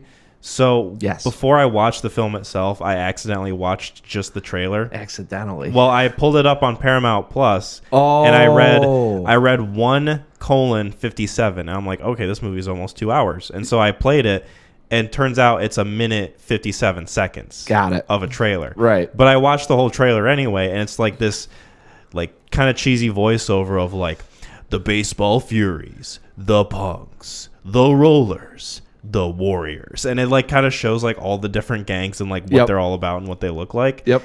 And I think that was like part of the like big appeal of like why people really wanted to see that movie at the time. Well, and you can see the influences of other pieces of media on that movie when you watch it too. Like that whole bus chase scene with like the gang hanging off the bus chasing them down the road. Mm-hmm. It felt so much like Mad Max to me. Oh yeah. Mm-hmm.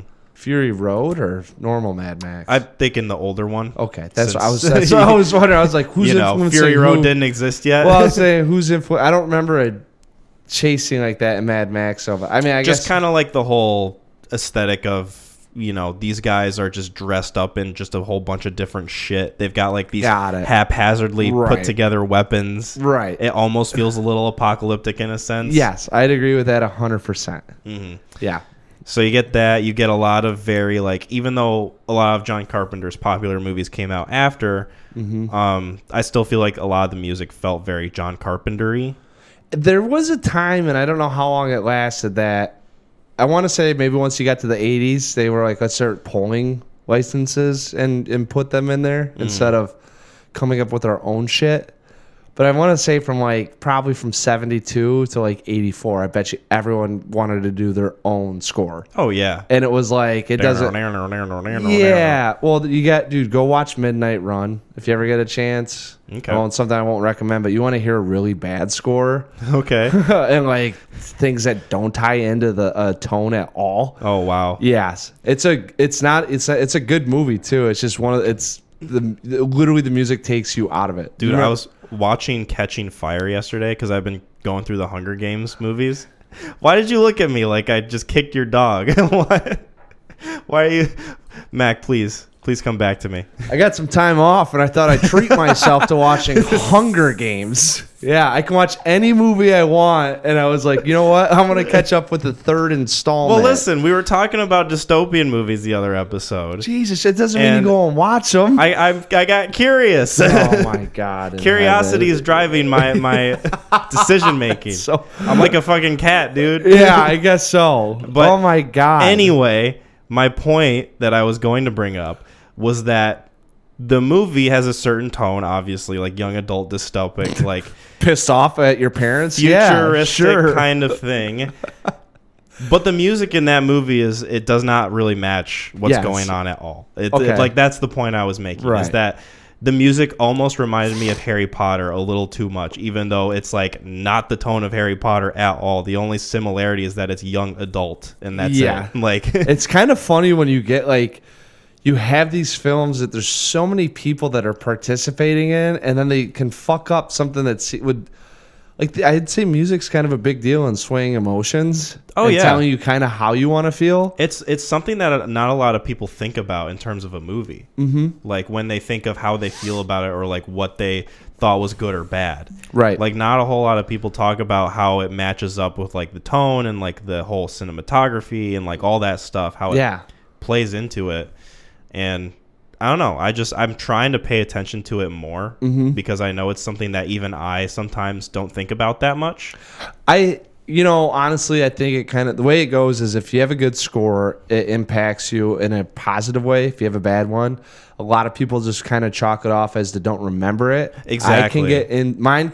I'll drift into, it took me out of this, Yeah. And then a lot of the time, if it fits the tone and it just seems apropos, like that's when to me, it's like, I don't remember it, but it couldn't have been bad if I don't remember it. Right. Like a mediocre score, you might just ignore and maybe not factor that into how you feel about a movie.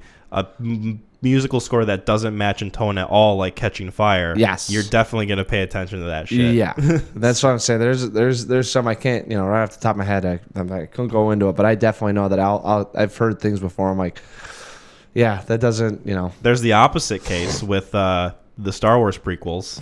John Williams' score is a great score, but the rest of the movie's fucking wretched. Yeah, oh yeah. Mm-hmm. But anyway, back to the Warriors. Warriors, come out and play. Oh, so I found out that line right there. That was improvised. Yeah. Mm-hmm. Did you read why? I think I did, but I don't remember. James Patrick Kelly had a neighbor that would get drunk and like intimidate him and do that to him. Oh yeah, I remember reading about that. Like some guy would just be an asshole to him and like his neighbor and would like clank the bottles together. Yeah, exactly. Fucking, I was like, wow. But I mean, it's like arguably the most iconic part of the movie, and it ended up like. Yeah. Anytime you say the Warriors, like it exemplified by you and me bringing it up. Like previous episodes, anybody brings up the Warriors, people automatically go, Warriors, come out to play. It's that much of an iconic line. Yeah. And I think a big reason why is that other than that line and can you dig it, there's really not much else in terms of like profound, meaningful things that people say in this movie. God, no. It really isn't much else of substance. Well, and it's because it's like an action adventure. There's really no. It's a lot of running. A lot of running, and the director and the writer. It was just to portray gangs in New York, and this is what it's like, this life. And there isn't anything. If they wanted to go deep at all, it would have been any sort of dialogue between Swan and Mercy. Mm-hmm. In terms of what are you going to do when you get out? But it was a lot of like, I can take care of myself. Come and kiss me. Yeah. I'm leaving you. Yeah, it was. Yeah, there wasn't much. No, there wasn't anything heavy in it. There are funny lines and quips in this that you probably remember. I every once in a while I'll pull off if you take off your clothes, you can come to a civilians. Yeah. But if you wear your colors, I'm going to have to come down on you. That guy was not intimidating at all. No, he's got this all fucked up eye and stuff. Yeah. Go back inside, Mercy, before I give it to you again. He reminds you of like a skinny like beanpole kid you went to high school with. Oh, yeah. There's a couple guys that I was like, man, if they just didn't make it out, I could definitely see him leading the orphans. Oh, yeah. So I was confused for a bit as to like what happened to their original leader, the black guy that was telling them like Cleon. Yeah, like I guess he died and horrifically, beat to death. Well, he was like just elbowed over and over again by the guys in the bathrooms. Well, if you remember, All Quiet on the Western Front, 4 strikes of a helmet blow will bash your head in. I guess so. Pointed enough elbow. Mm-hmm. And it never. I'm with you on that because they never really say Cleon's dead, but it just aids to what's going on in the film with the no one knows what the fuck's going on. Yeah, and it's one of those things. I mean, and that might be something that they do too, just to show you for gang life. I mean, it's people come and go. How do you feel about like some of the dated aspects of this movie? Not just in terms of like I love it. The technical aspects. I watching this movie again. It was funny because a lot of the time when you're young, you watch it, you like it because it's like all these guys running around, they're getting into fights, and it's we gotta make it back home, man. Mm-hmm. And you gotta go through every boss there is. So there's a really video game aspect to it. Yeah. Right. Mm. And then you get a little older and then you get a little bit more into, kind of abstract thoughts with the film. And then for me, this last time around was actually just viewing the film as a direction and I thought it's beautifully shot. I thought a lot of the camera work, I mean, the cinematography in this thing is fantastic. The extras in it, I mean, how much they have going on in it. Yeah. The production was really well done. I really like the visuals of it. I'm telling you, and the music itself, even though it's kind of like outdated, the fits, synthy kind of ambiance of it's like the nightlife. Mm-hmm. What's going on after dark is kind of that music of what's going on, the peril of what you get when you're going through. I mean, they're running in the streets at 3 a.m. trying to escape the cops and everyone else trying to kill them. It'd be fun to think about. This could maybe be like it'd be like a headcanon prequel to Escape from New York, maybe. Oh, yeah. This would be a great one to like. It'd be a good like companion piece. Yes, 100%. 100%. And Carpenter might have pulled from this, I wouldn't be surprised. A very similar feel. Mm-hmm. Kind of just like, very kind of point A, point B, you're like constantly being come down on by these gangs and trying to, and your sole mission out. The I guess the motive is a little different, but it's got the same format. Yeah, like I'm saying, the visual, and I guess I read up something too that they wanted to have a sudden rainfall in it because visually or for the lighting it would be tough with the dry streets. So they could have the rain come in, and then that's why they could get the lighting off the streets because everything was wet. So I thought that was like that was creative. A lot of it's funny because like some of the sound design, like them running, anytime I think of people running, I think of the Warriors and the just like all the click clacks of their just feet. And I love it because every time you hear them running, I mean, it's just, it always sounded like they were moving somewhere. It was very fast paced and absolutely. So but the acting is the acting is dank for sure. And not in a good way. Not at all. No. And the dialogue is not at all. Roger Ebert wrote up on this, and he gave this like 2 out of 4, and then his buddy, was it Siskel, or he gave it a 1 out of 4, and one of them was like, this has the screenwriting of a 60s motorcycle gang film, like the really one lines, not much character development, a lot of just talking back and forth about the motive at hand, nothing that aids really to the plot. Like, I don't know if there's anything, I don't think there's anything and it's funny too, because they don't know what's going on.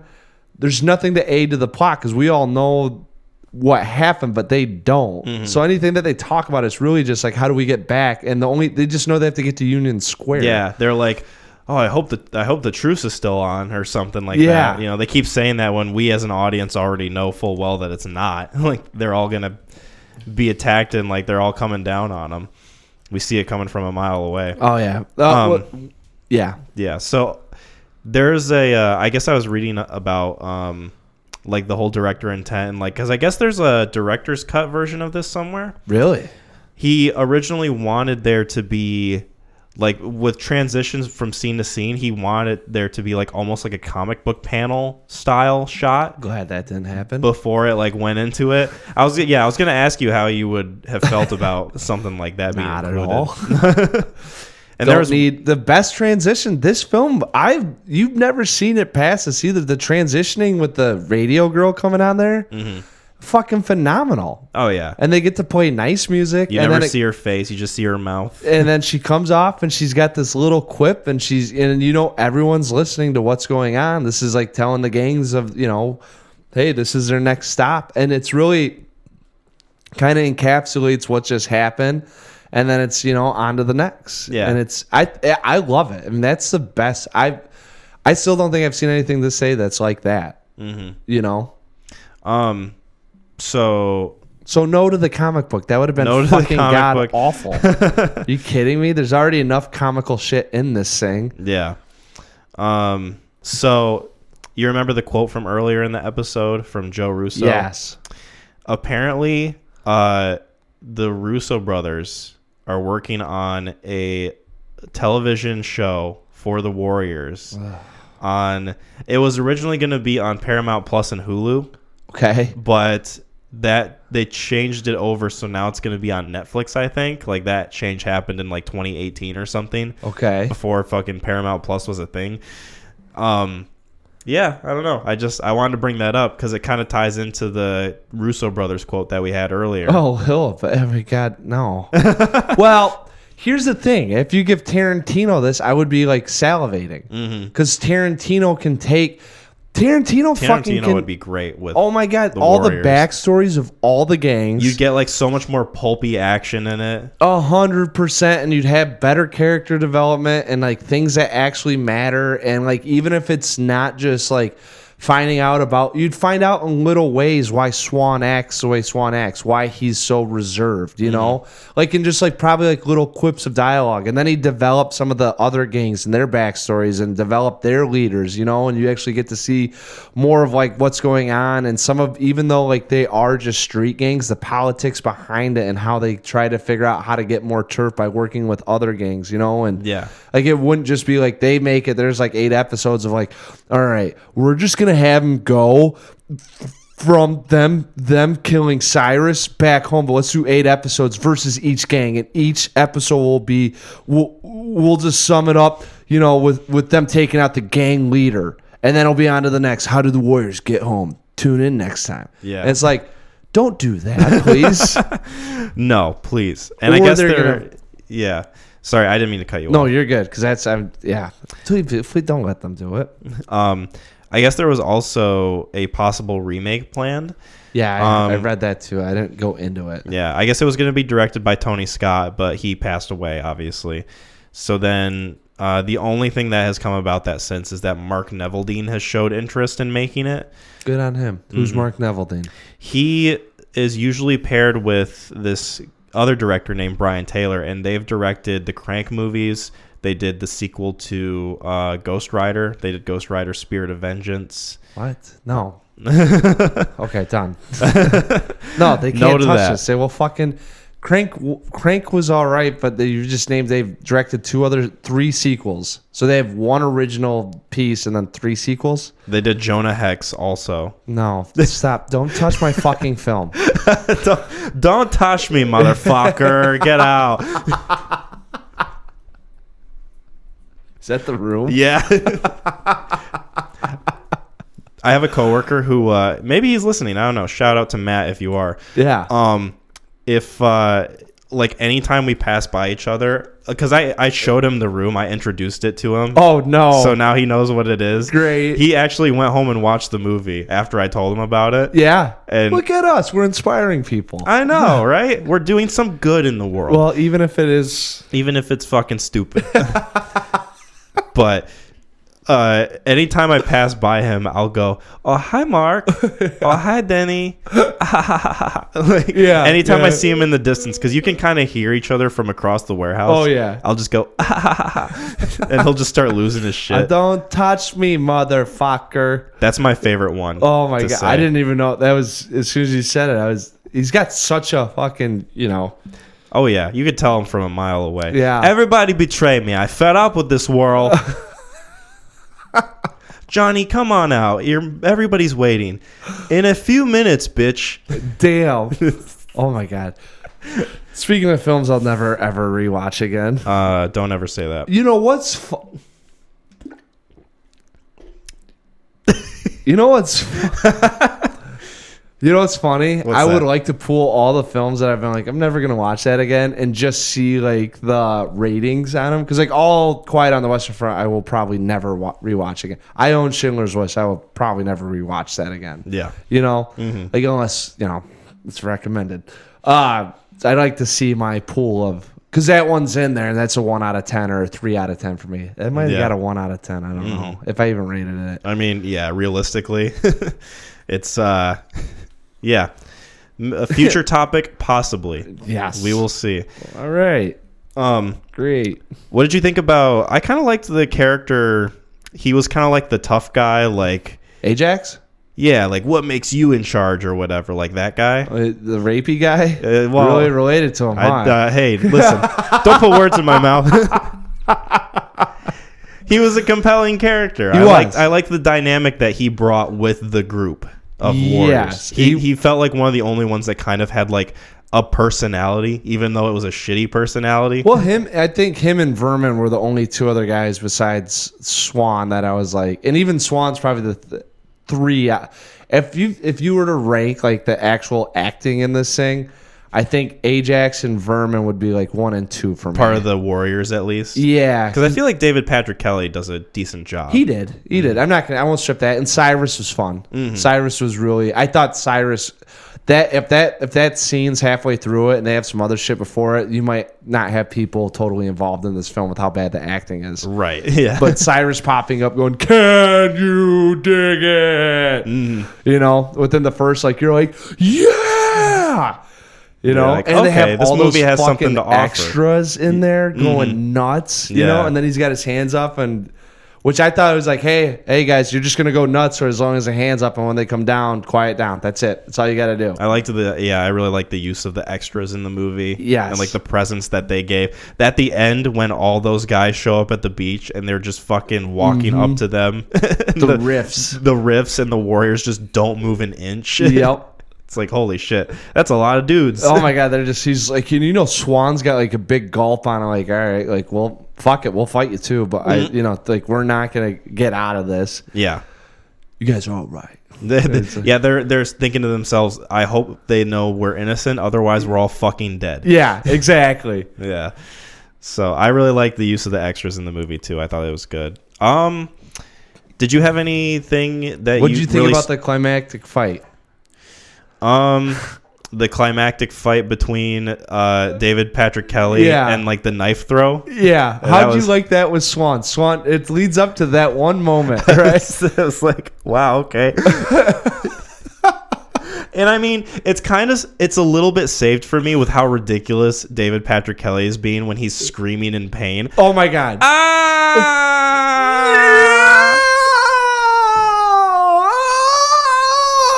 Yeah, it's fucking ridiculous. Oh my God. And I love that he does that, but otherwise that scene is so bad. That's what I've seen that movie so many times, and it's really just like, it's kind of like it's like you get to the very end of a savory steak, you know, and there's a couple pieces left, and you're like, God, everything else is just so good. I got to eat it to eat it, you know. And it's like that, you know, it's not as great as everything else, but like I'm done with the steak. Then it was a great steak. Yeah, at least for me. I like rewatching that, I'm like, God damn, that's a fucking bad scene. Well, it's like you got all these scenes beforehand of them fighting the baseball furies in the park, and that's a nice fighting choreographed scene. There's a scene before where they're fighting the punks in the bathroom stall, and then this scene pops up. He's like, little knife in the arm. It's like, okay, cool. None of the other gang members are gonna fight each other. They're just gonna stand there and watch. Yeah, one on one. Like as soon as he gets hit, and they're all like, and I'm like, oh my God, don't. The thing that kills me is don't ever bring a knife to a gunfight. It's like, no, I got video footage that you could. Yeah, like I'll show you that it works. Yeah. It's a slow motion. I love how he it's slow motion, and then he's like grabbing his arm. He's just screaming in pain, and then David Patrick Kelly is my favorite part of this movie by far. I think, like when he's I just like doing things like that. Yeah, when he's at the register and the lady's like, "Hey, are you gonna pay for those?" What for? Yeah. Just fucking throw shit at her. Oh my God. Yeah. Nuts. It kind of helps that he's shorter than all the other gang members that he's with. Oh, he's definitely got the Chihuahua syndrome going. Yeah, it kind of gives him like a little man syndrome almost. Yeah, like 100%. He's like the shortest guy, but he has the loudest bark. Yes, 100%. That's why, like, I don't know. I just it kind of portrays him as like a little weasel character almost. Yeah. Like he's fucking sniveling and. Well, and that's what I'm saying. Like, I don't think there's no justice. Well, I guess the justification is the riffs get them. You feel pretty like that's maybe, but I was hoping for a little bit more with Swan and him going at it, you know. A little more climactic of an ending than just a little bit, kind of like everything's led up to this point. We know that, you know, Luther's a piece of shit, and the guys have gone through hell. They've lost 2 or 3 members. You know, Swan contracted herpes. Like, you know, you're like, you thought something might happen. Nope, slow motion knife to the arm with this like ludicrous screaming. Oh my God, that screaming was amazing. I've never been. I guess I just didn't remember that for that long or how crazy it was, and I was like, this is just. I remember he was hurt from like when I would walk in on my dad watching it. Yeah, I remember that he got hurt from something, but I did not remember that it was from like a little knife fight, like just being thrown at him, like over the shoulder. Great scene. You dead, pulls out gun. No, you. You dead. Oh my God, love it. God, this movie's so fucking good. Even in shitty scenes like that. Even though it's got fucking ratchet parts in it. It's you dead. Yeah. Yeah, it's memorable. Yeah, did you have anything else in terms of like big criticisms or like big praise or anything? No. It's to me, this one's like Big Trouble in Little China. All those films that I saw from the 80s when I was younger, whether or not it's great acting or the script's well written or, it holds so much with me. And it's a time capsule. Dude, you could never do any wrong. And it's one, I always say this too. It's a cult following now. I don't know when it was a cult following, but I was 12 when I saw it. So same with The Big Lebowski. Like I was 16. Like I don't know what a cult following means at that time. So like for me, it's like just like in the film in general. Yeah. It was that much. And then I like when I hear about these things, I'm like, I get it now because that's probably why I liked it. Because there's of the time the masses did it, and then it actually had some sort of independent feel to it, or there's more of an identity to it than what people wanted to give it. And that's probably why there is. I mean, if I was 24 and watched it, I mean, I don't know. Well, you're part of that, Yeah. Would you say you're going to hop in the cult following of the Warriors, or you just think it's a movie of that holds status and you're good of having seen it once? I think I'm just good with having seen it once. I think that I can appreciate a little more of like what people really like about it because it is unique. It is something that you really, I don't think, can replicate, with like their attempted remakes or like whatever they're going to do with it. Russo brothers. I hope nothing. Yeah, leave it alone. Yeah. Hey, teacher, leave those Warriors alone.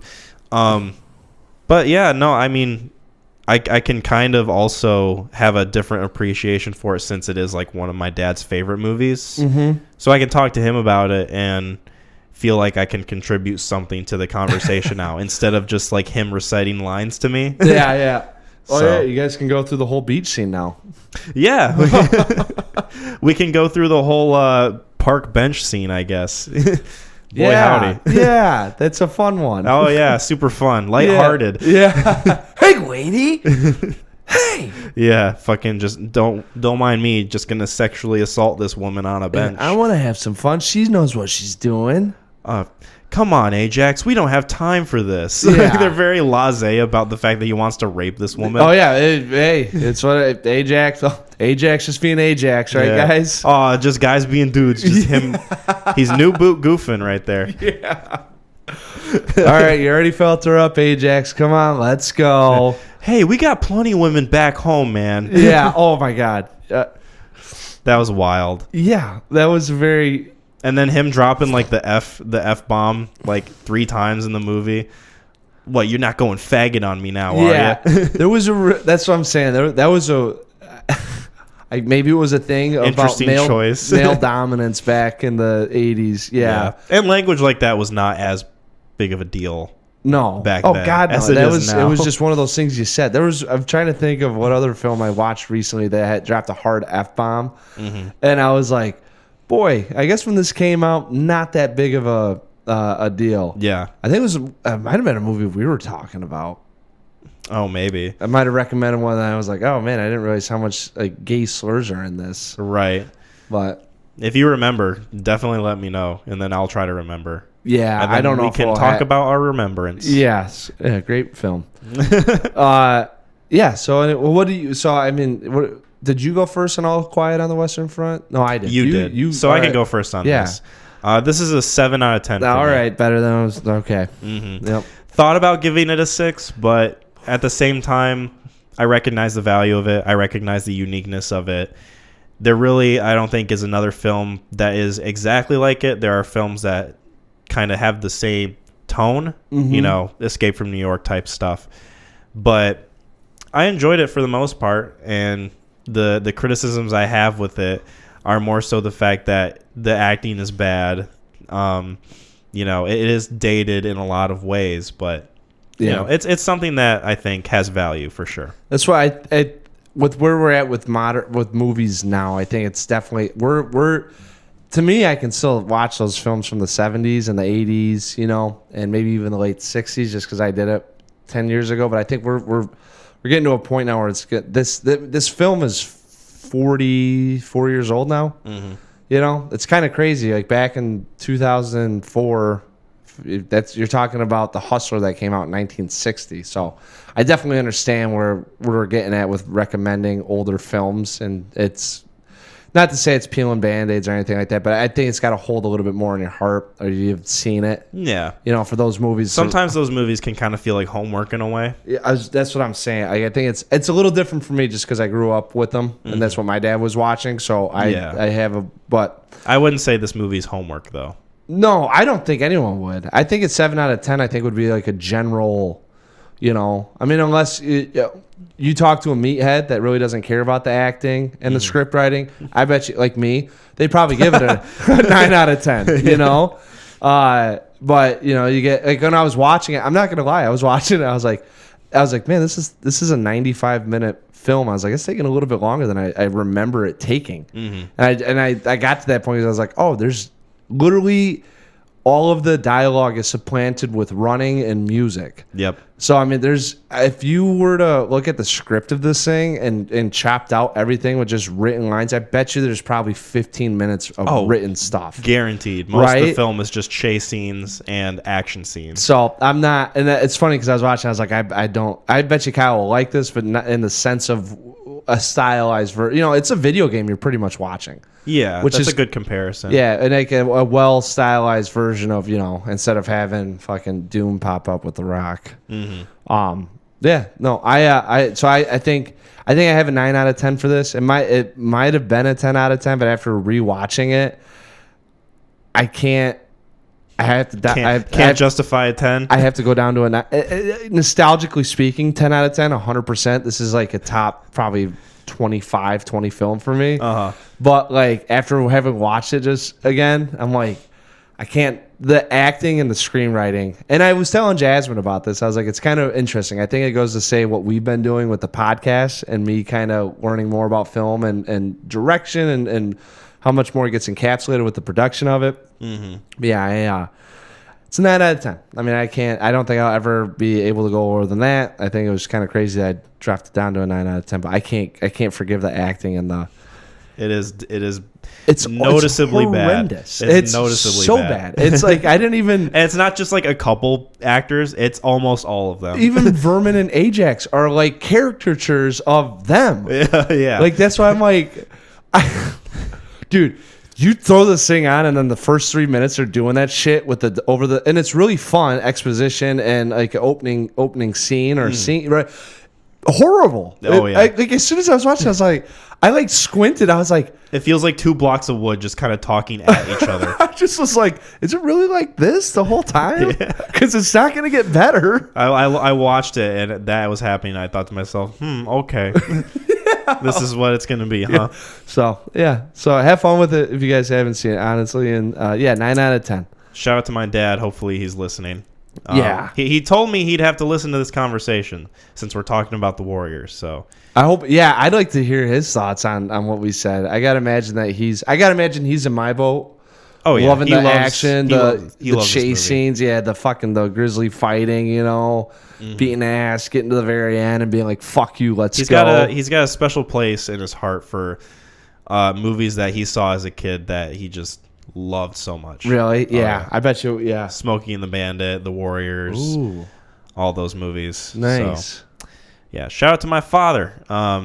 Speaking of shout outs, we're gonna give shout outs to people who left some questions. There we go. For us. So we got a few questions from people. So we're gonna start off with Michael. He asks, "What is the Milkman's favorite flavor and viscosity of milk?" Okay. So there's a couple words in there that I don't recognize. Viscosity being one of them, I'm assuming. I think viscosity is it 1%, 2% skim? I'm assuming that's what it means. Okay. That's what I was thinking too. Mm-hmm. So first off, flavoring strawberry milk. Now, are we including syrup influencing the milk, or does it, Yeah, why not? Okay. Why gatekeep milk? That's what I would. Thank you. That's what I've been preaching for a while now. Yeah, no, strawberry milk. I think the farms, the ones that you can find at a gas station. Oh, yeah. I get it all the time. Country Dairy. Country Dairy, yes. Yeah, and the little plastic. For that strawberry milk, or when I was a kid, Nestle, my mom, like to treat us, would get us sometimes like the strawberry syrup. Oh, yeah. And you want to talk about being fat? I would shoot that in my mouth and then take a swig of milk and mix it in myself in the mouth. Oh, my God. Oh, yeah. Wow. Oh, yeah. That's a strategy I don't think anyone has thought of except for you. Did Innovative. you come up with that on your own? Innovative. Oh, wow. Innovative. Now, mind you, I was like 9 or 10 when I would do this, so this wasn't like 3 years ago I figured it out. This was yesterday. Yeah. Boy, let me tell you something. Yeah. Yeah. So as a kid, my mom always got the Nestle chocolate milk powder. Yeah. So every morning that she had to go to work and I had to go to school, she would wake me up at 5:30 because she had to drive me to my grandpa's so my grandpa could drop me off at school. Got it. So I had to wake up early a lot as a kid. Yeah. She would wake me up, and as incentive to keep me waking up, she would give me chocolate milk. Smart. And it was always the Nestle powder mix that she put together and concocted. And I would always like drink it through a straw, and it was always like delicious, and it felt really good like first thing in the morning. So yeah. That's a nice little wake up. it really is. And because of that, I am a chocolate milk person. Really? So I do the same thing you do with the Country Dairy at the gas station, but I get the chocolate milk. Got it. Yeah, I it's been a while since I've had just like strawberry milk, Nestle or Country Dairy. Preston loves strawberry milk, so some of the times I take a hit off that. If I get it for him. Yeah. He's a big, let's get the pink one. I think that there is a not huge but significant difference in quality between the Nestle bottles you get at the gas station and the Country Dairy ones. I like the Country Dairy ones significantly more. To me, the Nestle ones, they almost taste a little too I don't know, like synthesized, I guess. Sure. Like Country Dairy, it feels like you get more of like the chocolate with it, I was about to say there's more of a punch because like the milk's a little bit more stale, I want to say, so the flavor really gets enhanced. Yeah. Yeah, I know what you're saying though. There's more of a punch. The Nestle one feels a little smoother.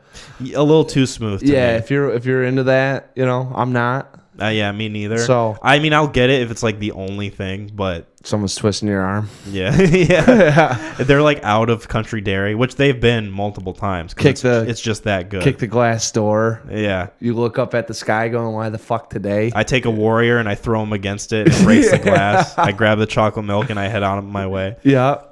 So for what? just throw the money at her. Viscosity, I'm a 2% guy, but I do like. Me too. Friend of mine's lactose intolerant, so we do silk milk.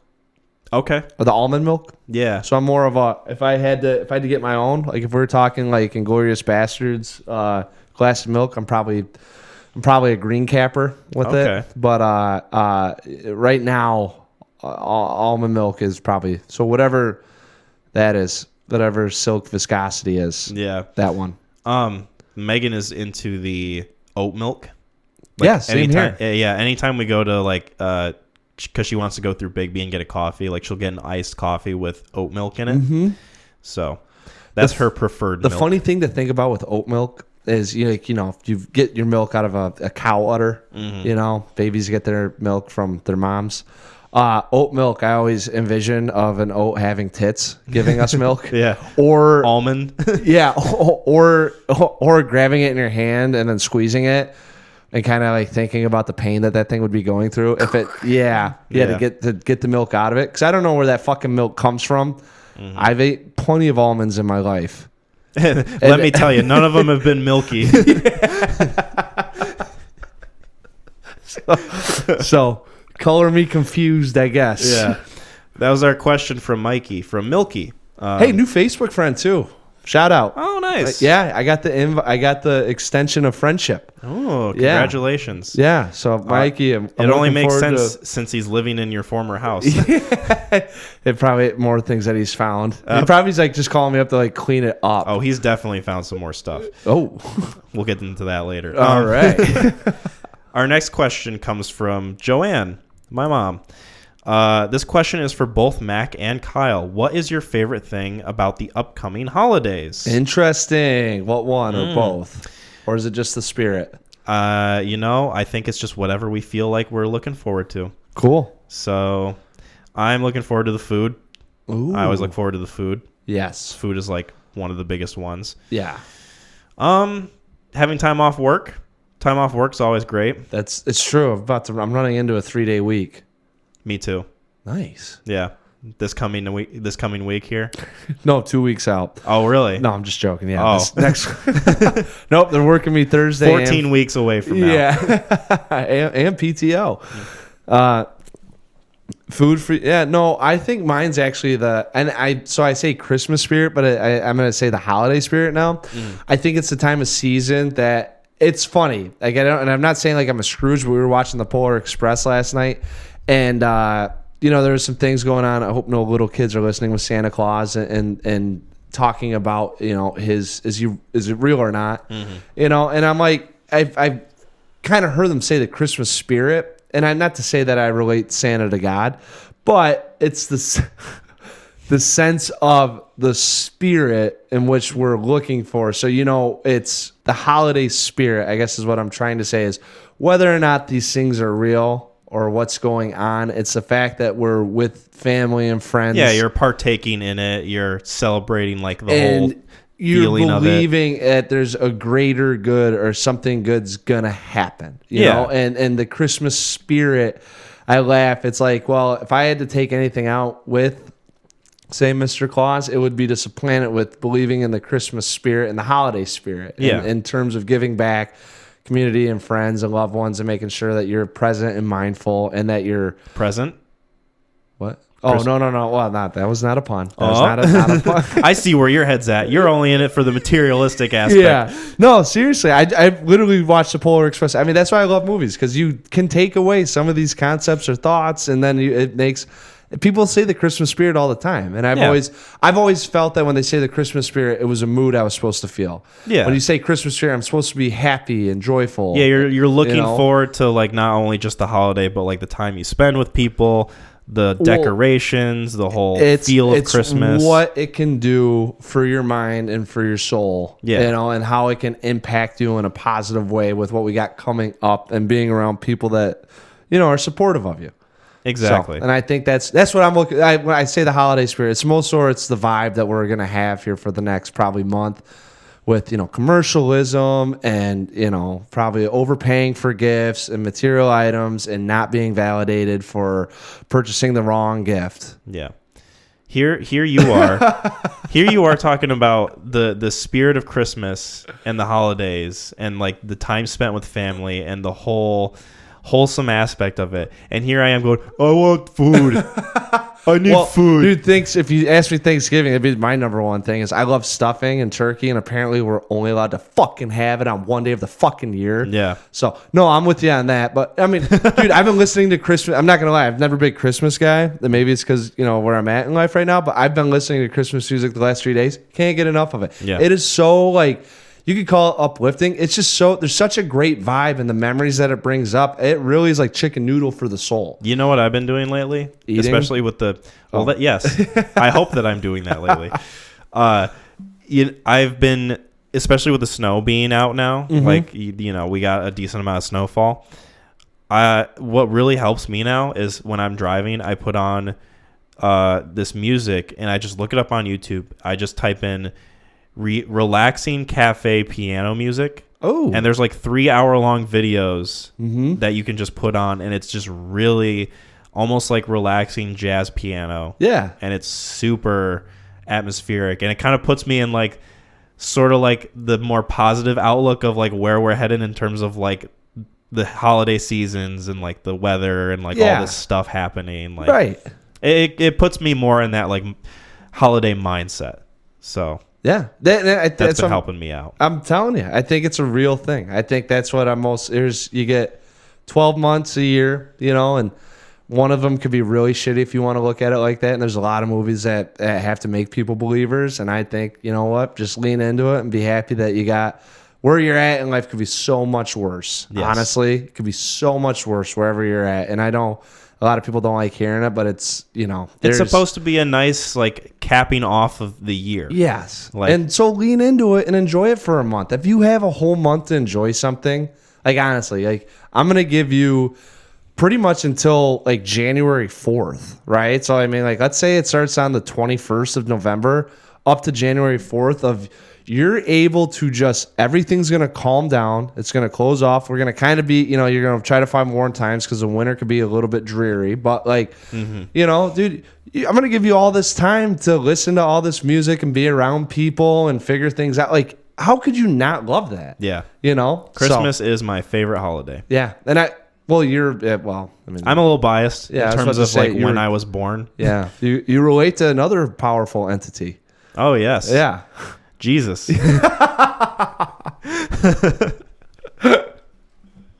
Yeah. Speaking of relation, your brother Sam has a question.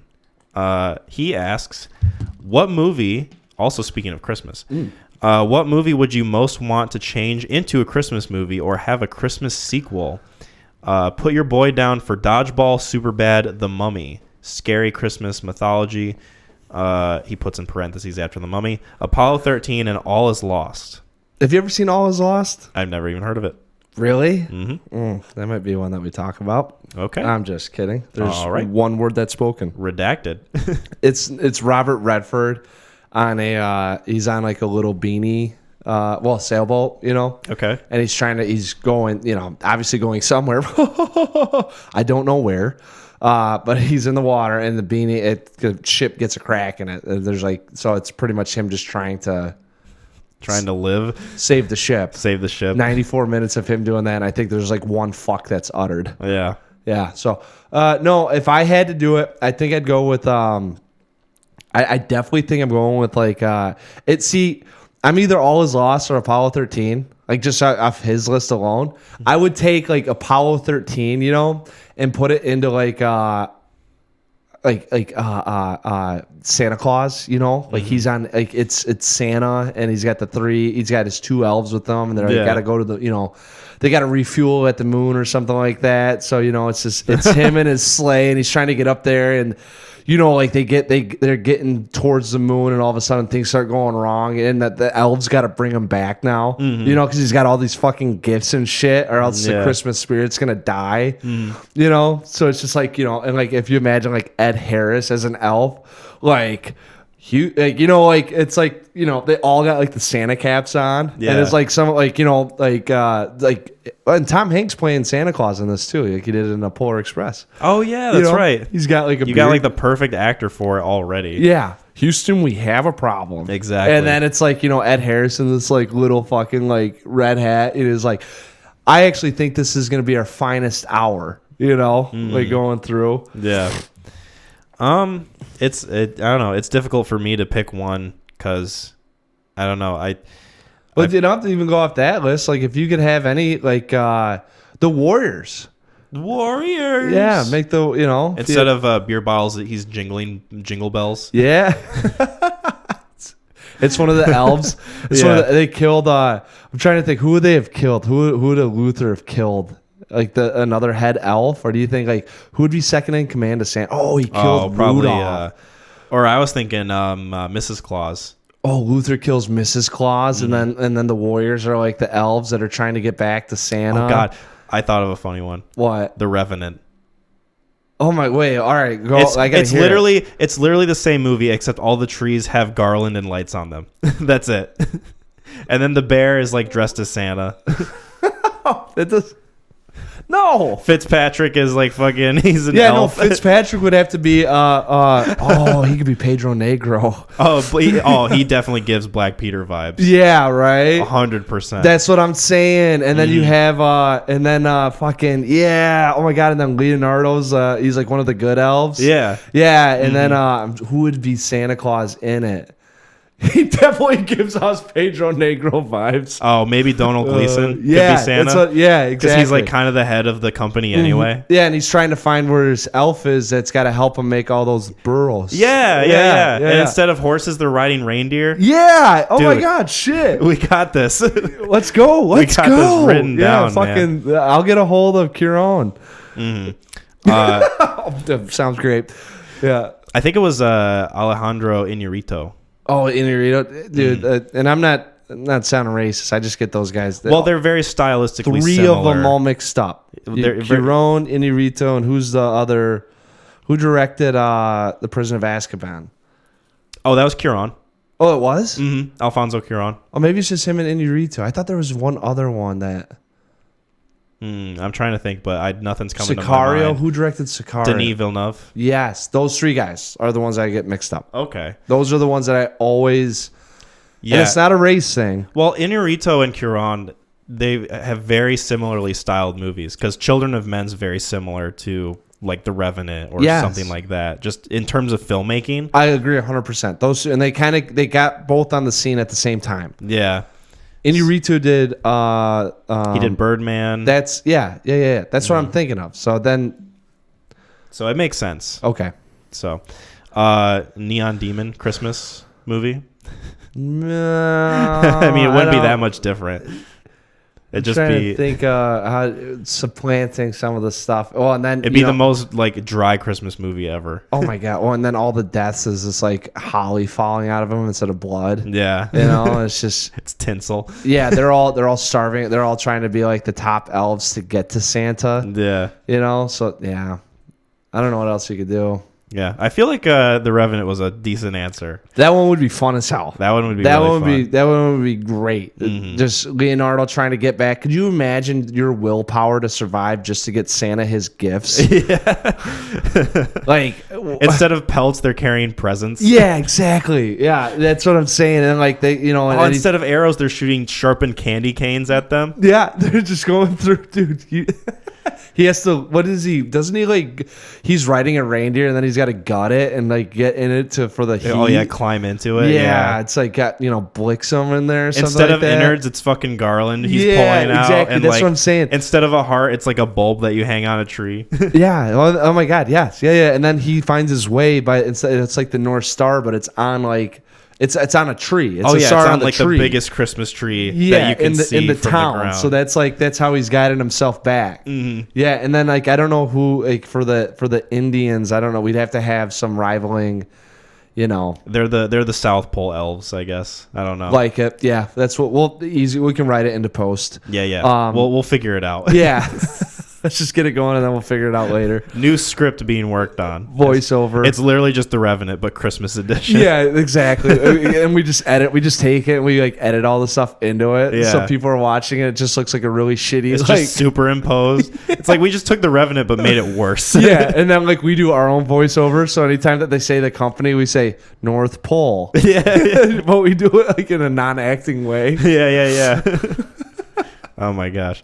I have to get back to Santa Claus. Where is Santa Claus? You killed my elf son. God, there's holly everywhere. That would be so great. Oh my God. 2.5 hours of us doing that. Are you kidding me? No one would watch it. No, we'd have 6 views on YouTube.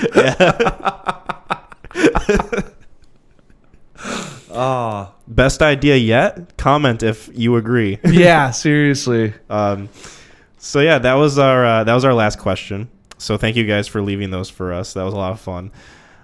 We got one more bit of business before we wrap up. Yeah. I get to make a film pick recommendation. Oh, okay. Here's my thinking. Okay. There's really not that much in theaters right now.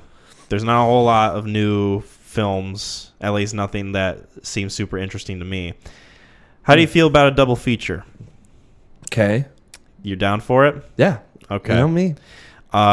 He's a director that I'm surprised we haven't covered any one of his movies yet. We talked a lot about him this episode, and I think it's time we cover Quentin Tarantino. And these are films I haven't seen yet. and I want to check them out. So I want to talk about Kill Bill Volume 1 and 2. Okay. You seem excited. Literally, well, and we're going to watch them, but it's my... And I'll check them out again because it's been a while since I've seen either of these films. Mm-hmm. I know the previous owner of Mikey's house right now is going to love this. But yeah, they're a little bit further back Of the Quentin Tarantino scale. Yeah, well, for me, but you haven't seen them yet, and I'm curious as to what you're going to think, and I'm going to go into it, and maybe I'll have like a little bit better of a viewing experience now that I'm trying to like objectively view it. How long has it been since you last watched them? Well, so Volume 1 I saw for the first time 3 years ago. Okay. But like when I say objectively watch, like I walked in, like I don't like these films. I've seen bits and pieces on TV and whatnot. Like they just don't speak to me. So I didn't really watch it with any sort of viewpoint. Besides, I wasn't gonna like it. Yeah. And then the other one, Volume 2, which I think I liked a little bit more. I've only seen like chunked up, and that was over like the course of 3 years. Like once it hit TNT. So I've pieced that whole thing together. Like Frankenstein the film to watch it. Yeah. But like it'll be nice to watch both these films in that type of manner, It'll and actually be a little more cohesive for and you. we're see it back to back, which is probably gonna make more sense. Like anytime there's a sequel comes out, you should probably watch the first one before you go see the sequel to have like a little bit of just to make sure everything's squared away. Yeah. So Cool. there we go. We are set then. I guess I'm a liar. There's one more thing I want to touch on before we wrap up. Okay. So for episode 35, for those that don't know, that are listening right now, that episode's going to fall on Christmas Day. And we took some submissions for movies that we are going to talk about, I should say are going to be voted on. And I made a poll of all the movie submissions that we got. And that poll is up, and I will include it in the description of this video. So if you want to take a vote on which movies you guys want us to talk about for episode 35, we're going to leave it up to the audience. We're going to leave it up to voting, democracy. We're all about that here on the Neon Crew podcast. And like I said, I'll include a link. You can check out the movies that we have listed that people submitted in. And I've got the poll up right now. So the movies that you can choose from are Clue, Shrek 2, Almost Famous, A Christmas Story, Hot Rod, A Knight's Tale, Sahara, The Road to El Dorado, Bad Times at the El Royale, Krampus, Can't Hardly Wait, Dog Day Afternoon, A Merry Friggin' Christmas, 8 Crazy Nights, and Pete's Dragon 2016. So those are all the films that you can vote on right now. Clue and Shrek 2 are the top two that are in the lead right now. But that could change between now and when we announce the winner, which will be when we record episode 34. So 2 weeks from when you listen to this episode, technically 2 weeks from now for us. So yeah. When are we gonna hit the? So that's the next one we're talking about too. Yeah, so after we talk about Kill Bills, Kill that'll Bills, be on the next. It'll be on the one after that. So we're about a month out from that happening. Yes. How long is the poll going to be up for? The poll will be up for until I read off who the top two are when we record episode 34. Nice. Cool. So I will take it off when we get done recording that episode, and then once people listen to the episode, and I'll also make a post on social media telling people like what movies we're going to talk about. Right. So people will find out then. Cool. DM me if you want to bribe me. There you have Mac's view of it. I appreciate your honesty. Yeah, of course. Hey, take a little off the top. Yeah. Thank you guys so much for listening. If you don't want to be spoiled for Kill Bill Volume 1 and 2, be sure to check those movies out before episode 34. These episodes come out every other Sunday. You can find us on neoncrewpodcast.com. We're also on YouTube, Spotify, and Apple Podcasts, various social medias. You can find us there. And I know I've been saying this for a while, but finally starting to get the wheels turning on getting some merchandise. Yeah. Hopefully before Christmas. I can't make any promises yet, but we'll try, you guys. I am actively in the process of getting merch. Kyle's working his ass off. I really am. My ass is off. I have frog ass. That's what I call it. I have grandpa butt. Yeah. There's nothing there. Yeah, because he's grinding it. I really am. Yeah. It's just a pair of legs and jeans, and that's it. So, yeah, Mac, do you have any parting words for us? Of course. WWTHD, y'all. Happy Thanksgiving. Bye, everyone.